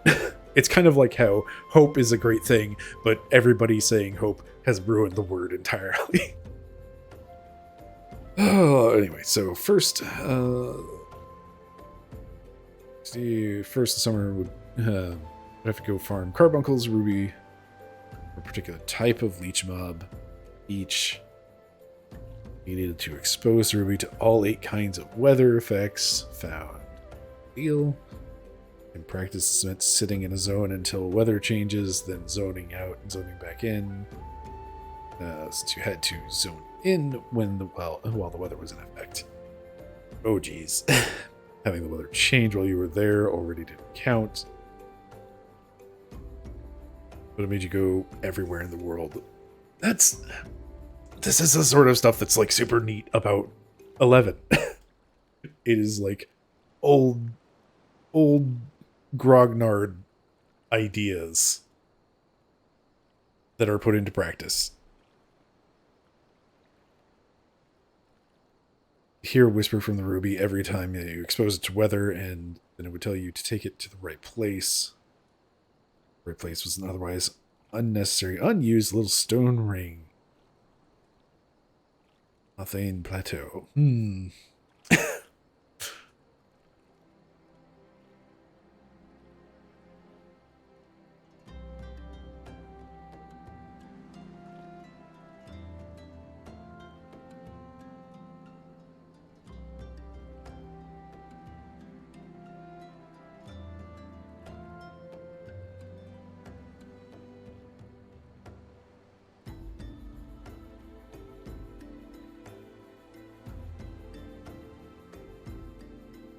Specifically Awaken Carbuncle from the ruby is I can hear a rainbow.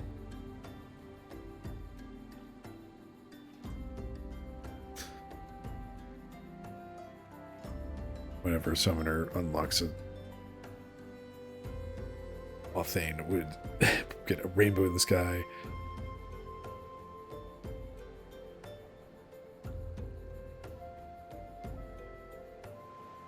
That's so cool. Just like, here is a weather effect and a visual effect announcing somebody has unlocked the job. That's so cool.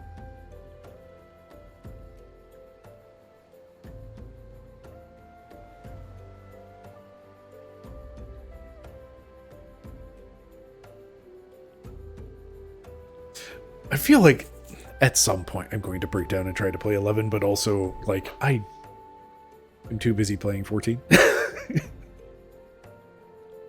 We're just staring at the sky in 14, I guess.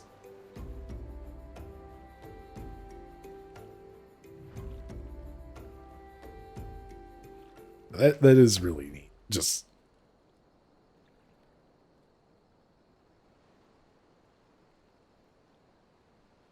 having such a prominent effect for unlocking a job, which has so many steps to it. Like,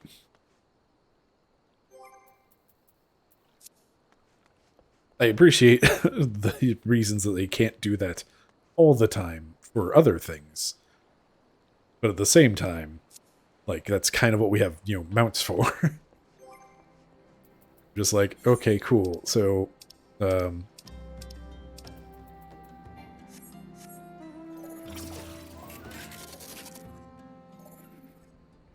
like, you see somebody on one of these Ozma mounts, you know what they've been through. There is just like that, I don't know, shared joy of like, hey, we did this. And also like my dumb Bajja mount. It's just like, sometimes you see somebody with a thing, it's just like, yeah, I know what you did. Good job. Oh man, pets actively dreamed MP while summoned. That's interesting.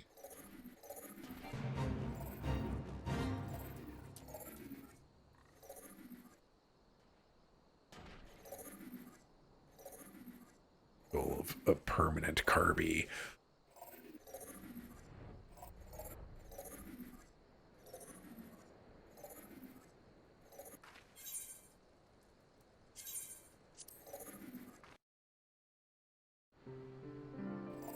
Huh.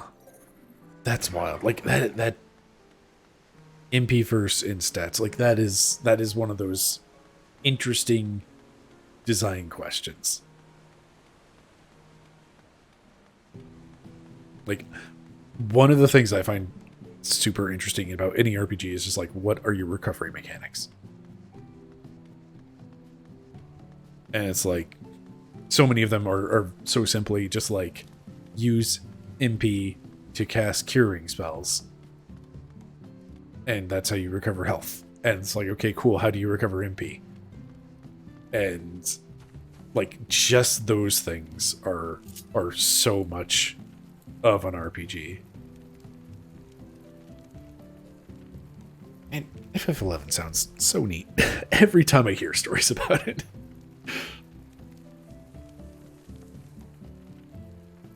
Alright, I think I am going to call it here. Thank you for sharing all these FF11 stories.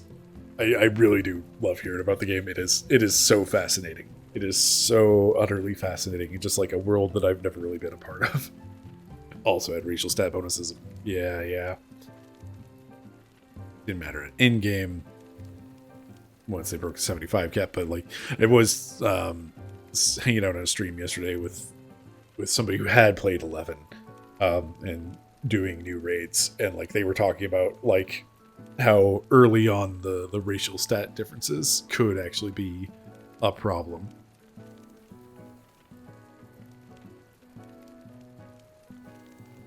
Oh man, yeah, Taru and Paladin gear.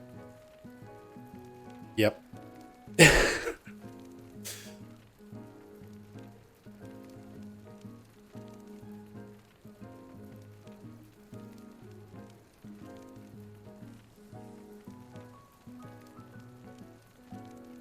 And again, like, this kind of goes back to what I was talking about with Wizardry as well. It's just like racial stat bonuses that like actually matter.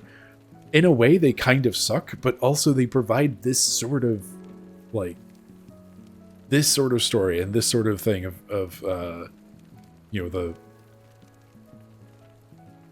the characters who overcame. I don't want to use the term deficiency, but that is kind of like the characters who overcame the stat adjustments.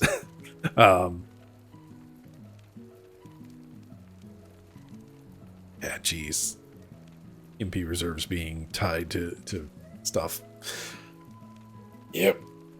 Man, I remember when we had not just 10,000 MP in Final Fantasy.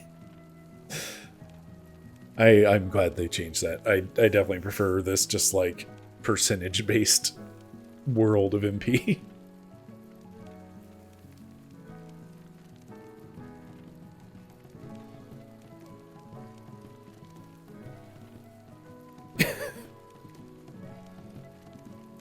Had a macro that translated picks up person and puts them in his pocket.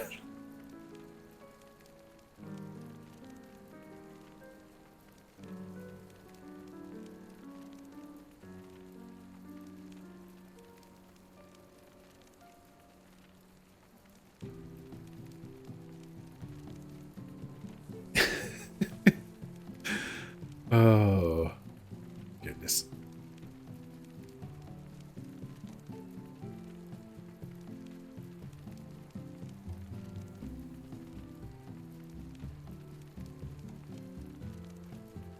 Right, I remember that rating is a thing. Let's see, is there anybody to... Oh, bother.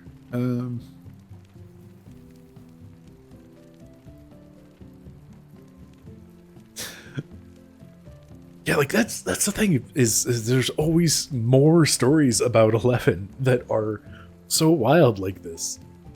You could keep me up all night easily. And like that's kind of the conceit of that like video series idea, is just like old design is bad, but also look at what it gives us.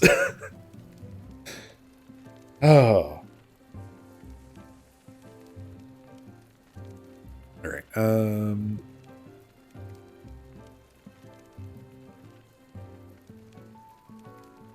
Could make a podcast. Just tuners talk old games if you care. I've told you about like my idea of a podcast, like at least the name of the podcast of for Final Fantasy 14 is MSQ. Spell the Q out, and it would work less so in the modern day with the shorter MSQ roulette, but like with old MSQ roulette being like 45 minutes long, get like the host. Invite whoever you end up with as randos of just like, hey, do you want to be on this podcast? And then just like talk about Final Fantasy stuff.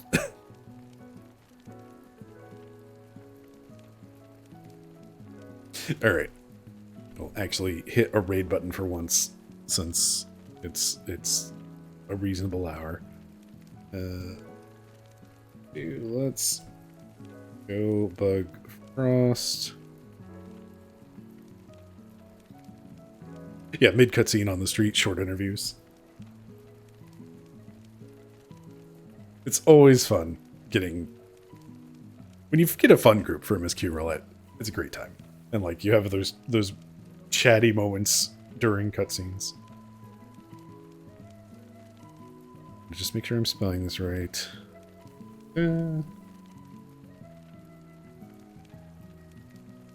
Okay, cool. That is the right frostbite. Anyway.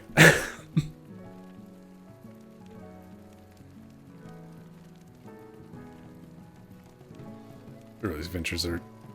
Oh yeah, being chased over... Like, I've heard tell of the fish and just like the weird, silly things that can happen with FF11 and its enemies that can spawn, and they had much longer leashes than... we're used to in Final Fantasy 14. Anyway, thanks for hanging out, Ace. It's been a good, fun time. I am going to go not have headphones on, whatnot. Thanks for hanging. I've had a good time. And have a good one. Bye-bye.